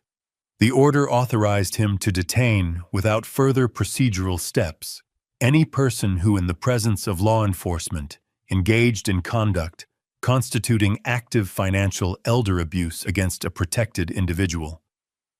In practical terms, if Fletcher moved physically to pressure me, or if Pemberton produced materials traceable to the forged deposit agreement, Farrell had authority to act on the spot. He said he did not expect it to come to that. He said the order existed for the gap between expectations and outcomes. After he left, Reed stayed. He worked on his laptop at the tray table while I lay in the partial dark of the room and let my mind do what it needed to do with the hours. Around 7, Reed looked up from the screen. Someone tried to access the cloud account, he said. He had been reviewing the access log for the cloud camera service, the off-site encrypted backup storage where the footage from the staircase camera at the Pendleton estate was held. The system maintained a record of every login attempt made to the account, successful or otherwise, along with the IP address from which each attempt originated. There were 2 entries that were not his. Both had been made on the morning of November 29th, approximately 8 hours after the fall. The attempts had originated from an IP address that the service's geolocation tool associated with a residential area in the Murrieta vicinity of Riverside County. Both attempts had failed. Reed had enabled 2-step verification when he created the account. In October, the system required a separate confirmation code sent to his registered phone before any login could complete. Whoever had been trying to get in did not have access to Reed's phone. The footage remained intact and untouched from the moment it was recorded. Reed called Farrell with the information. Farrell said he would have someone run the IP trace first thing in the morning before the meeting. He said it added precision to a picture that was already clear. When Reed ended the call, the room was quiet. I asked him to take the notepad from the nightstand drawer. He set it on the tray table with the hospital-issue pen and did not ask what I needed it for. I wrote for close to half an hour.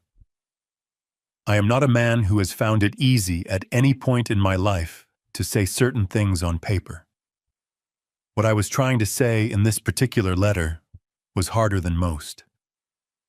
When I had finished, I folded the pages twice and wrote Reed's name on the outside in the same hand I had used on his birthday cards since he was old enough to read. "This is only if something goes wrong tomorrow," I said. He took it without opening it. He placed it in the inside pocket of his jacket, with a deliberateness that told me he understood exactly what kind of letter it was. "Nothing is going to go wrong," he said. "I know that," I said. "Keep it anyway."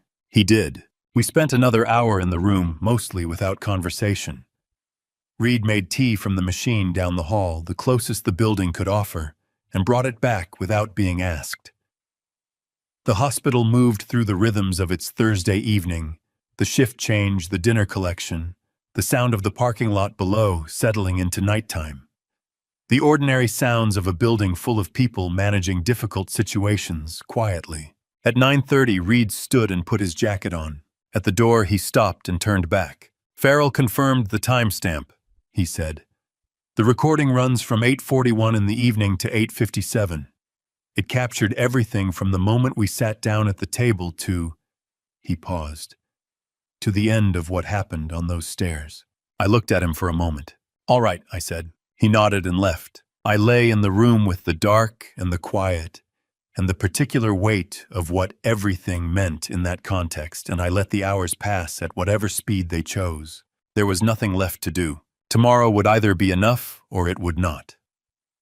I had spent 68 years building, protecting, and apparently failing to watch the right things closely enough. Tomorrow was the accounting for all of it. I did not try to sleep. Before I show you what was captured on that camera and what happened in that conference room on Friday morning, I need to know you're still with me. Comment the word "land" below. If you've made it this far, you deserve to hear how this ends. Note elements of this story are fictional, built for entertainment and reflection. Any resemblance to names or places is coincidental, but the lesson inside is not. Farrell came to the room at 5:30 in the morning. I heard him before I saw him, the sound of purposeful footsteps in a corridor that was otherwise quiet. The kind of step that does not adjust its pace for the acoustic softness of the hour.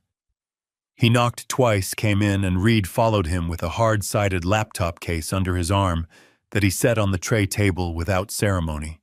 The window showed the specific dark that comes in the last hour before dawn, not night's dark, but the kind in which you can already feel the light assembling behind the eastern hills before you can see it. Farrell sat down. He did not open with anything that was not the matter at hand. "We reviewed the footage last night," he said. "I had a forensic image analyst look at specific frames by 7 o'clock this morning.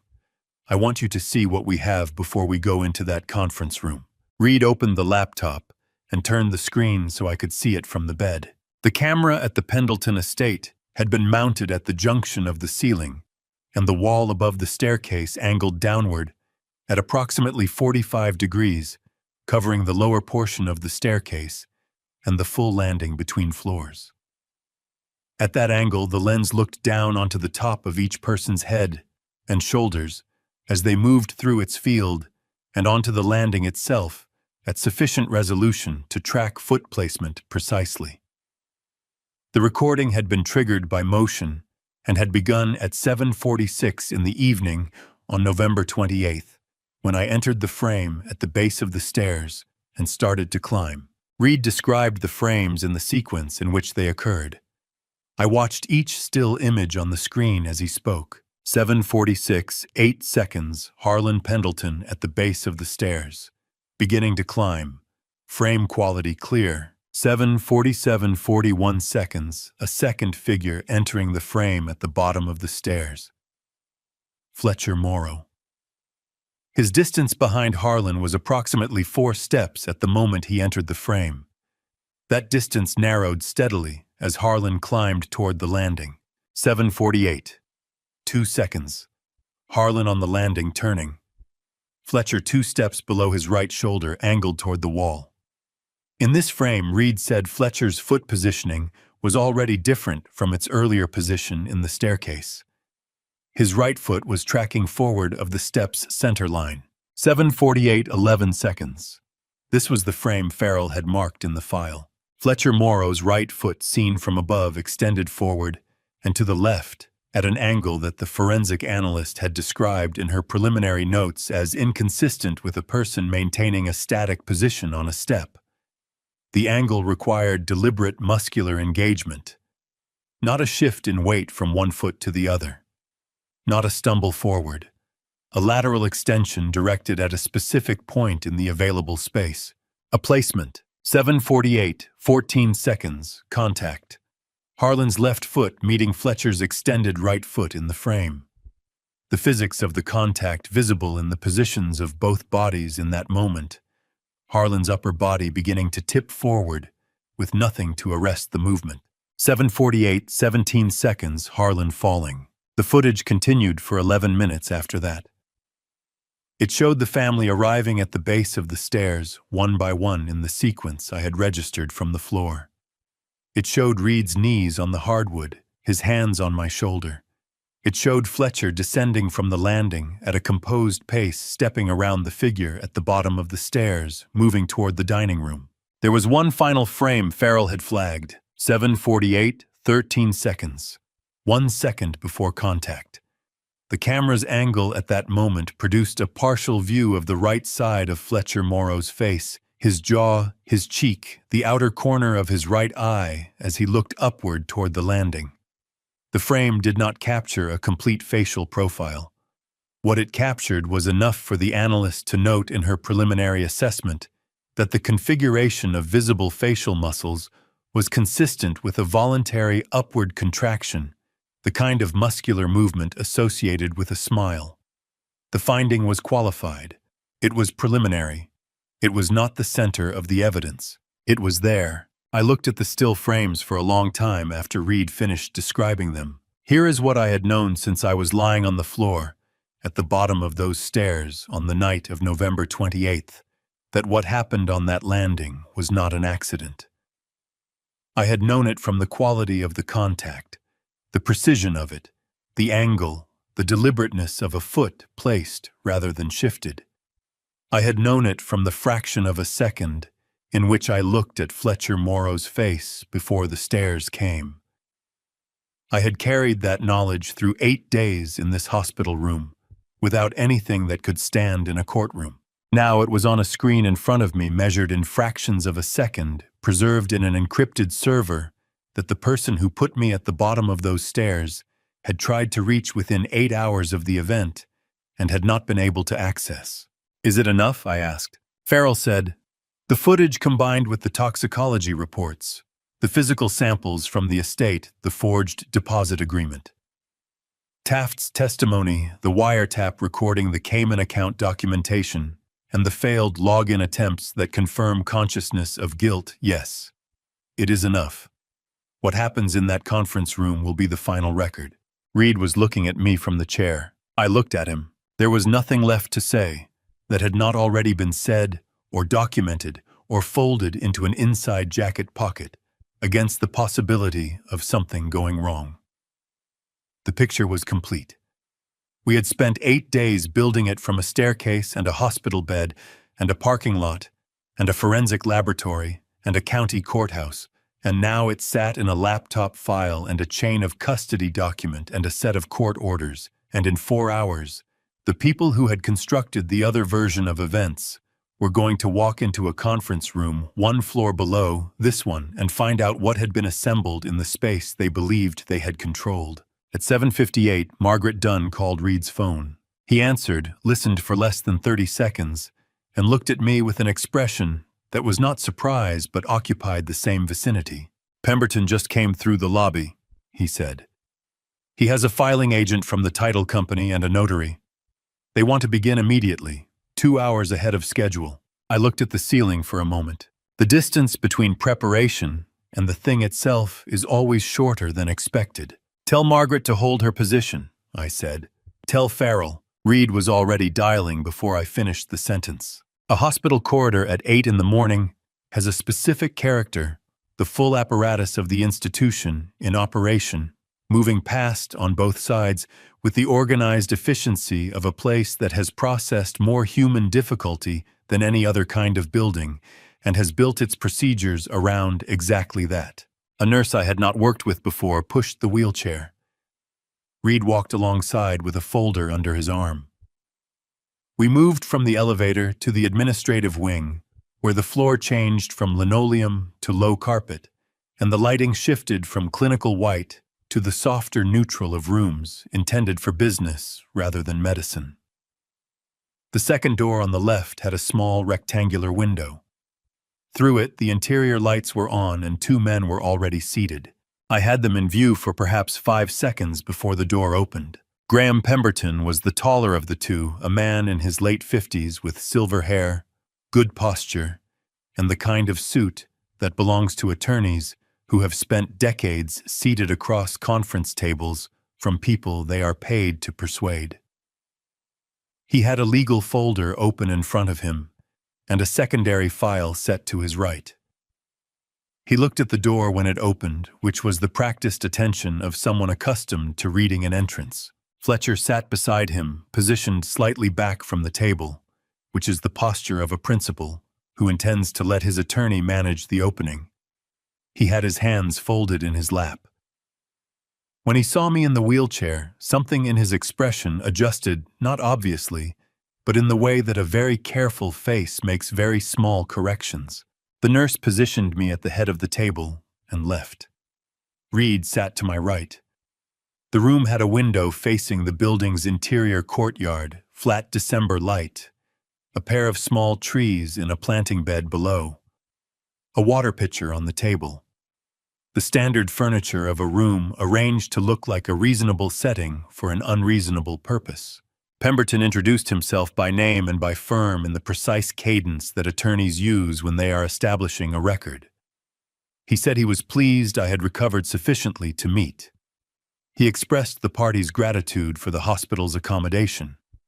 He said the matter was straightforward in its terms, and he hoped it could be concluded efficiently.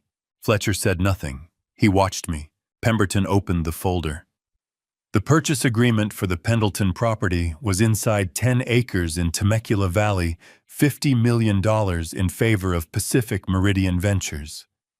3 pages clean, print signature line blank at the bottom of the final page.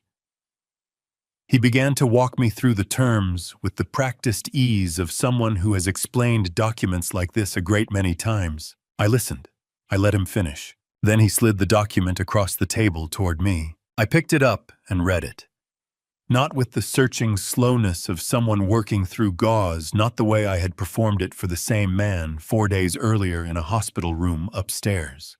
I read it the way I read everything, with the specific care of someone who understands what he is reading and wants to be certain he has understood it correctly before he acts. First page, second, third. I set it face up on the table. I looked at Fletcher Morrow. I said no. The word occupied the room without needing to raise itself.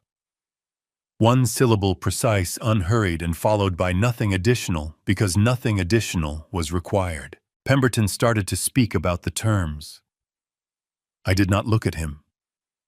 I kept my eyes on Fletcher, and I watched the moment arrive in his face, the specific recalibration of a man who has just registered that the room he walked into is not the room he prepared for. The door opened. Margaret Dunn came in from the corridor and took the chair at the opposite end of the table. She placed a document in front of her, the certified copy of Harold Pendleton's will bearing the Riverside County Recorder's filing stamp from December 3rd. Beside it, she placed a letter on firm letterhead formally objecting to any property transaction not reviewed by counsel of record. She said she was Margaret Dunn, counsel of record, for Harlan A. Pendleton in all matters pertaining to the Temecula Valley estate. She said the current meeting had not received the consent of the property owner's legal representative. She said no instrument executed in this room would be recognized as valid by her office. Pemberton set his pen down. Reed opened the folder and began placing documents on the table's surface one at a time without commentary. The forged deposit agreement alongside Carlos Vega's written comparison of the signature, the toxicology reports, blood panel hair analysis, the laboratory documentation from the estate samples, the certified transcript of the court-authorized recording of December 3rd, the financial account documentation tracing the Cayman Islands, transfers to Pacific Meridian Ventures. The corporate records establishing the beneficial ownership structure. Each document landed on the table with the quiet finality of something that has been prepared carefully and does not require a supporting argument. Pemberton looked at each one as it appeared. His expression moved through several stages and came to rest somewhere that was not composure and not its opposite. The door opened a second time. Detective Ray Farrell came in. Two officers positioned themselves near the exit. Farrell placed his credentials on the table, identified himself by name and division, and said he had a warrant for the arrest of Fletcher Wayne Morrow on charges including elder abuse causing great bodily injury under California Penal Code Section 368, assault with force, likely to produce great bodily injury under Section 245, forgery under Section 470, and financial elder abuse under the Elder Abuse and Dependent Adult Civil Protection Act. Fletcher did not stand immediately. He looked at me across the length of the table with an expression I had not seen on him before, not the composure he had maintained at every dinner and every negotiation and every moment on that staircase. Something beneath all of that. I did not try to name it. Pemberton said quietly that he was invoking attorney-client privilege and would make no statements. He gathered his materials, stood, and walked out of the room without speaking to or looking at Fletcher. One of Farrell's officers moved to Fletcher's side of the table. The formal language of Miranda rights was read in the measured tone required by law. Fletcher stood. His hands cooperated with the procedure. The door closed behind them. I was told later that morning that Constance had been in the main waiting area on the ground floor, while the conference room was concluding what it needed to conclude. Two of Farrell's officers had gone to her there. She had not come upstairs. The conference room was quiet. Margaret was making notes at her end of the table. Reed sat beside me without speaking, which was the right thing to do. I did not feel what I had prepared myself to feel, some version of resolution or release. What I felt was older than that and harder to name. The specific weight of having finally seen clearly a thing that had been obscured for longer than I had understood. Not just the 9 days in this hospital. Further back. Years back. I looked at the certified copy of Harold's will on the table in front of Margaret. 61 years in a storage barn. He had known that good faith where land is concerned is not something you are entitled to assume. He had been right about that, as it turned out. I asked Reed to take me back to the room. He did. The room was the same room. The water pitcher had been refilled and the linen reset while I was in the conference room. The afternoon light through the west-facing window had moved to its late December position, that particular angle in Southern California, where the sun sits lower than you expect and casts everything at a flatter degree than it deserves. I had been gone for less than 2 hours. The room had continued without me, which rooms do. I lay in the bed without speaking to anyone for a while. Reed had gone to call Margaret and to eat something. Dr. Carmichael came by at 2:30 for the afternoon review. She said my thallium levels had improved to the point where the primary neurological risk was considered resolved. She said the rib fractures were progressing on schedule. She said I could be discharged within 48 hours subject to outpatient follow-up and standard monitoring. I thanked her. She left. Another hour of quiet. Farrell arrived at 4. He closed the door and sat in the chair and went through what he knew in the organized manner he had used from the beginning. Constance had been brought to the Riverside County Sheriff's Office that morning after his officers spoke with her in the hospital's ground floor waiting area. She had waived her right to immediate counsel and given a voluntary statement. He summarized its relevant points.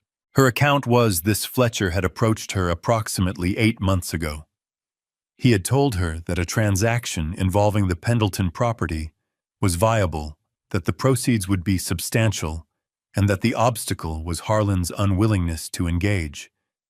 He had proposed a secondary component framed to her, she said, not as poisoning, but as what he described as a pharmaceutical aid, something that would make Harlan more receptive to conversation. She said she had believed it was a mild compound, something that induced drowsiness and reduced resistance. She said she had not known the substance was thallium sulfate. She had not known that it accumulated in the nervous system over months, or that it caused hair loss, or that it could become irreversible.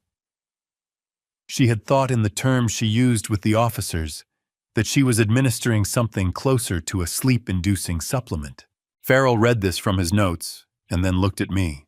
I did not ask him whether he believed her. He did not offer his view. What I sat with in this hour after Farrell left was the question I could not resolve. 38 years. The woman who had set a glass of warm liquid beside my coffee every morning for 6 months. The woman who had written to her friend in the spring that she did not want to die with nothing of her own. Whether she had known precisely what she was doing, or whether Fletcher had constructed for her a version of the plan that let her carry out her part without fully understanding the mechanism, I did not know. I was not sure I would ever know. The messages she and Fletcher had exchanged did not settle the question. Neither of them had named the substance directly in writing, which was either deliberate concealment or coincidental, and I had no reliable way to determine which. The law would work through what it could prove. What it could prove and what was true were not always the same set.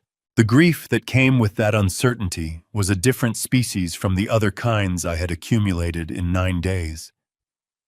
The other griefs had objects, the staircase, the bottles, the forged signature, the Cayman account. This one did not. It existed in the space between what I had believed about a person and what was now uncertain about them, and it had no clear boundary. Farrell had also told me about Claudia. She had arrived at the hospital on Friday afternoon alone. She had come through the main entrance, crossed the lobby, and reached the elevator. The doors had opened. An officer Farrell had positioned on the ground floor had watched her stand in front of the open elevator for approximately 2 minutes. Then she had stepped back. The doors had closed without her in them. She had walked out through the entrance. This was the second time she had come within a short distance and turned back. The first had been in a parking lot at night, through car windows in the dark. The second was in a building lobby on a Friday afternoon elevator, open 3rd floor accessible. Closer each time and still not able to do what she came to do. I did not know what she came to do.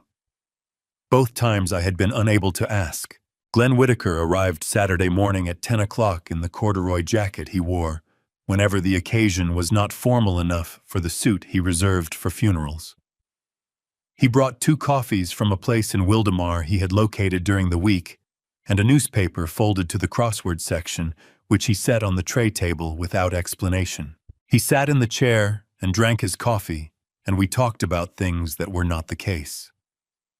He asked about the oak trees on the eastern edge of the Pendleton property, whether the November dry spell had put any stress on the older stand. I told him I thought they would be fine, that oaks in that part of the valley had been through worse droughts than this one. He said he had driven out that way in October the previous year and thought the property was in better shape than when he had first seen it, when Harlan's father was still alive. I told him that was probably the result of the irrigation improvements we had done in 2019. We talked like this for approximately 40 minutes. At some point, without transitioning from anything in particular, Glenn said, "I've known you 51 years. I want to say one thing, and I want you to know it's the only thing I'm going to say about any of it." He looked at me across the room with the directness that had always been the feature of his friendship I valued most. "You handled everything right. From the beginning to the end of it. All of it." I thanked him. He nodded and went back to the crossword. Reed came at noon with the discharge paperwork Dr. Carmichael had authorized that morning. He set the folder on the tray table and sat in the chair Glenn had vacated. He reached into the inside pocket of his jacket. He placed the folded letter on the tray table between us. My name in my own handwriting on the outside. The letter I had written on the night of December 5th against the possibility of something going wrong the next morning. I looked at it for a moment. "You can keep it," I said. He looked at the letter for a moment. Then he picked it up and put it back in his jacket pocket. "When can we go home?" I asked. "The car is downstairs," he said. "Whenever you are ready." I looked out the window at the parking lot below, the same amber lamps, the same strip of December sky between the building's roofline and the distant hills. I had watched this view for 9 days from a hospital bed. In a few minutes, it would become a view I was leaving, which would be exactly the right thing. "Give me 10 minutes, I said. The estate looked smaller from the car than I remembered it. That is not unusual. 10 days away from a place will shrink it in memory, and then the place returns itself to its actual dimensions when you arrive, and there is a moment of adjustment between the two versions. The house was stone and timber, the same as it had been when Harold built the main structure in 1958, and added to it in the decades following as the property required. It sat on a gentle rise at the head of the driveway, the eastern barn at the property's edge, the stand of oaks behind that. Reed parked and helped me out of the car. The front door was unlocked. He had gone in ahead of me to check the rooms. I came through the doorway and stood in the entry hall and let the house re-establish itself around me. It had the particular quiet of a space that has been waiting, not empty, the furniture and photographs and accumulated objects of 40 years still in their places, but a specific presence missing from it, which is not the same as emptiness and has its own quality of silence that you learn to recognize when you have lived with someone for a long time. I did not stop at anything. I walked through the living room, through the hallway, into the kitchen. The kitchen occupied the back of the house and faced the garden. It was where Constance had spent the majority of her mornings. The counters were clean. The dishes were in their places. On the small shelf above the coffee machine, her handwritten shopping list from the week before Thanksgiving was still propped against the coffee jar, all items unchecked. She had been planning to shop the week after. She had not been given the occasion, and then she had not had the freedom. I looked at the cabinet above the refrigerator. Reed had taken the 2 amber bottles in late November. The cabinet was otherwise unchanged, the remaining supplements and household medications still arranged on the shelves, unaltered by what had stood among them. I opened it. The spaces where the bottles had been were the same dimension as every other space on that shelf. The absence had no particular shape. I closed the cabinet. Reed put the kettle on. I sat at the kitchen table and looked out at the garden while the water heated. The rose bushes along the eastern fence had not been trimmed in 10 days, and the late-season growth was showing.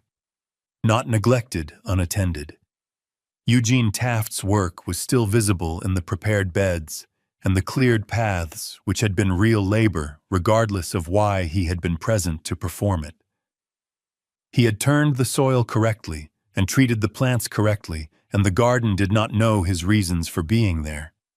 It had simply grown where it was given the conditions to grow, which is what gardens do. After coffee, I went outside.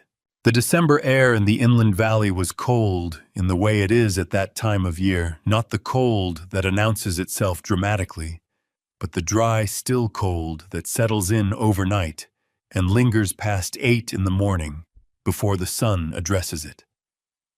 I walked to the barn. The padlock was the same padlock. I let myself in. The interior smelled of dry wood and old air, and the particular accumulation of tools and survey maps and fencing materials that had been occupying this space for several decades of practical use. On the shelving units my father had built along the eastern wall, on the second shelf from the top, was the gap where the brown envelope had rested for 61 years. I stood in front of that space for a few minutes. Harold had known something about people and land that I had not fully internalized, even after inheriting both. He had known that good faith is not a condition you can assume in the people who want what you have. He had prepared for that knowledge carefully and in writing, and had chosen not to advertise his preparation to anyone. I had inherited his property. I had not, it turned out, inherited enough of his wariness to go with it. That was something I intended to think about differently going forward. I locked the barn and walked back toward the house. Reed brought a second cup of coffee to the porch and set it on the rail without a word. We sat in the chairs that faced east and watched the property while the morning light worked its way across the ground toward us. On Monday morning, Margaret called. Fletcher had been arraigned and remanded without bail. Graham Pemberton had formally withdrawn as counsel. Constance had been arraigned, separately released on her own recognizance with standard conditions, including no contact with me and no travel outside Riverside County. Claudia's attorney had initiated formal negotiations with the district attorney's office regarding a cooperation arrangement in exchange for reduced charges. The Pacific Meridian Ventures purchase agreement was formally void. The Pendleton property remained in the name of its owner of record. I thanked Margaret and put the phone down. The oaks on the eastern edge of the property were exactly where they had always been. The January preliminary hearing lasted 2 days. Margaret Dunn attended both sessions. I followed from the estate by telephone. She called at the end of each afternoon and went through what had occurred with the same organized precision she had maintained throughout. The judge heard the evidence the state had assembled, considered whether it met the threshold required for the matter to proceed to trial, and determined on the second afternoon that it did. Fletcher Morrow would stand trial in the Superior Court of Riverside County on charges including elder abuse causing great bodily injury, assault with force likely to produce great bodily injury, forgery, and financial elder abuse with intent to deprive an elder of his property through fraud. He did not stand trial. His attorney contacted the district attorney's office in late January to discuss the terms of a negotiated plea. The discussions lasted 11 days. Fletcher entered his plea on February 14th, a date that carried no particular significance in the case, and which I mention only because Margaret mentioned it, and because calendar coincidences of that kind carry the specific irony of things you would not have chosen yourself. He pled to 2 counts, elder abuse causing great bodily injury, and assault with force likely to produce great bodily injury. The forgery and financial elder abuse charges were dismissed as part of the agreement. The combined sentence was 12 years in the California Department of Corrections and Rehabilitation. With standard credit for time served and statutory eligibility for behavioral credits, the minimum time before parole consideration would be reduced from that figure by a meaningful fraction. Fletcher Morrow was 53 years old. I sat with the number 12 for a while after Margaret told me. 12 years means different things depending on where in a life a person receives it. I had wanted what the law could provide. I had not wanted more than that. Both of those things were true simultaneously, and I let them remain so without resolving them into something simpler. Constance's cooperation agreement had been formalized in January. She had provided complete testimony against Fletcher, corroborating the recorded conversation from December 3rd, and supplying details only a person present throughout the planning could have furnished. Her account that she had understood the compound to be a sedative rather than a systemic neurotoxin was accepted as the evidentiary basis for a reduced charge. She entered a plea to a single count of elder financial abuse and received 3 years of formal probation, with conditions including restitution to the estate, no contact with me or any member of my immediate family, and mandatory counseling. She did not go to prison. Whether what she had told the district attorney was precisely true remained as unresolvable as it had been in December. The law had accepted it because it could not disprove it. I had made a preliminary peace with that condition, which is not the same as a complete one. Claudia's cooperation agreement was finalized in late February. She provided comprehensive documentation of the Pacific Meridian Ventures financial structure and the wire transfer records. In exchange, she received 5 years of formal probation, a lifetime prohibition on serving as a trustee or financial agent for any elder in California, and the ordered forfeiture of the full Cayman Islands balance, $2,300,000, returned as direct restitution to the Pendleton estate. She had also, at some point between December and February, attempted to reach Reed. He had not responded. I did not offer guidance about what he should do with it. That decision was entirely his. Eugene Taft's private investigator license was suspended for 24 months, following a formal administrative review. No criminal charges were brought against him directly. I could not produce a clean feeling about Eugene Taft. Understanding why a person did something and forgiving them for doing it are not the same operation. I did not pursue resolution of that question. Some things are not improved by being forced to a conclusion. In the last week of March, I drove to Farrell's office with Reed. Farrell said the case had been more involved than most things that came to his desk, a factual observation from a man who had developed a preference for accuracy over pleasantry.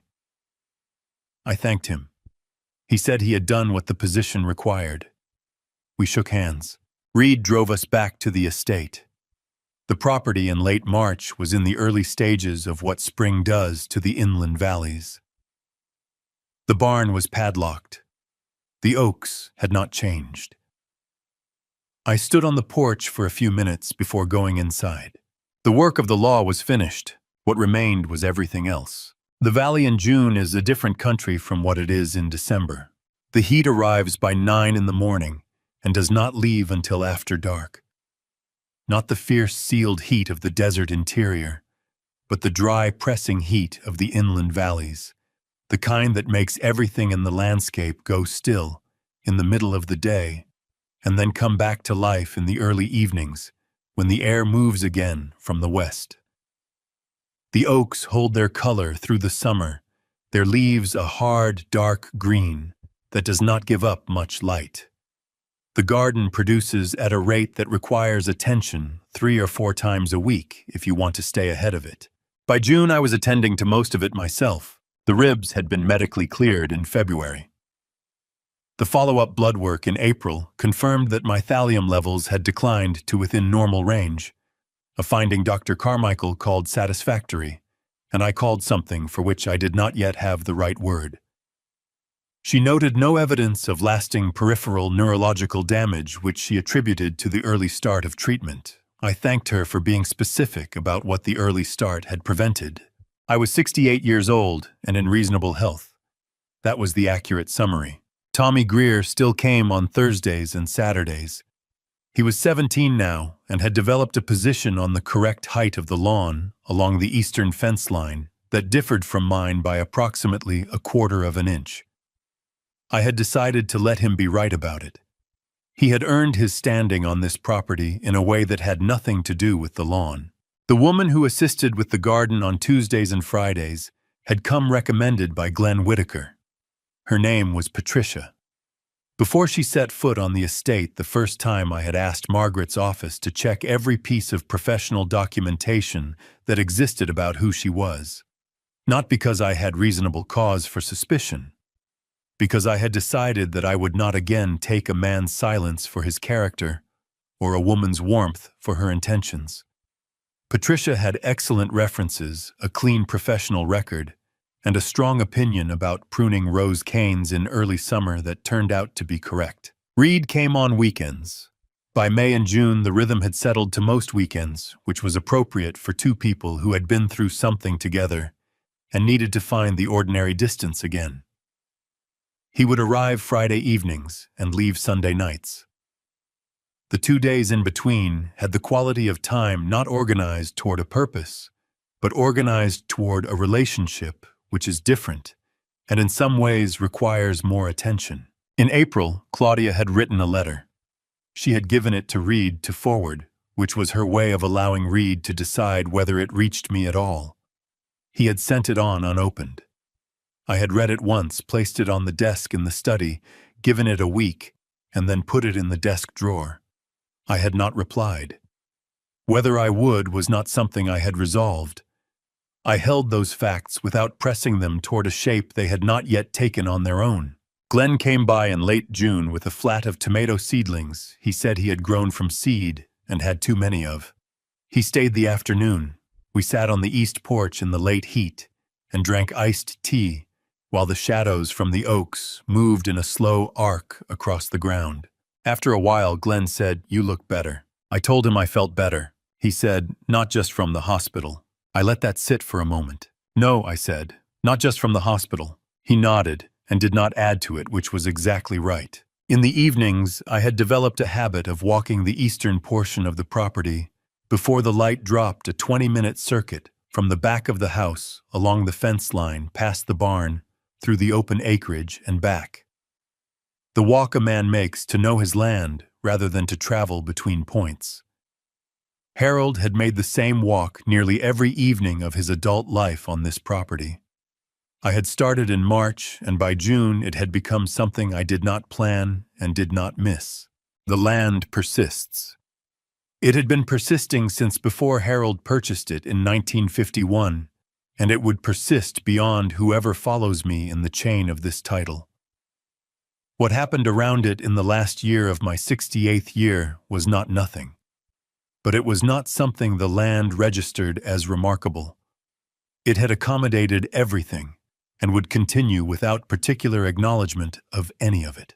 The land does not register what happens around it as victory or defeat. It registers seasons. What I had spent the past year treating as the most important question I had ever faced was, to the 10 acres behind this house, simply another year of weather. I was beginning to find that thought useful rather than diminishing. It was taking longer than I would have liked, which was probably the correct pace for it. September arrives in the Inland Valley differently than you expect it to. The summer does not leave with ceremony. It loosens its hold incrementally. The mornings cool by a degree or two in the first week of the month. The evenings regain something of the quality they had in April, and the light comes in at a slightly different angle without announcing that it has done so. If you are not paying close attention, you might look out a window one morning in mid-September and find that the particular grip of the summer heat has quietly released itself while you were occupied with something else, and that the season has already begun to be what follows summer without having said a word about it. I had been paying close attention all year. Reed left after breakfast on the Sunday of the 2nd September weekend. I walked him to the car in the way that becomes habitual between a father and a son who have relearned a particular rhythm. He put his bag in the trunk, and I noticed he was wearing the jacket from December, the one with the inside pocket, and I thought briefly about what might still be in that pocket, and then let the thought pass where it needed to pass. He said he would be back the following weekend if nothing interfered. I told him nothing was going to interfere. He drove the length of the driveway and reached the road and turned, and I watched until the car was gone. I made the morning walk that morning for the first time. I had been making the circuit in the evenings since March.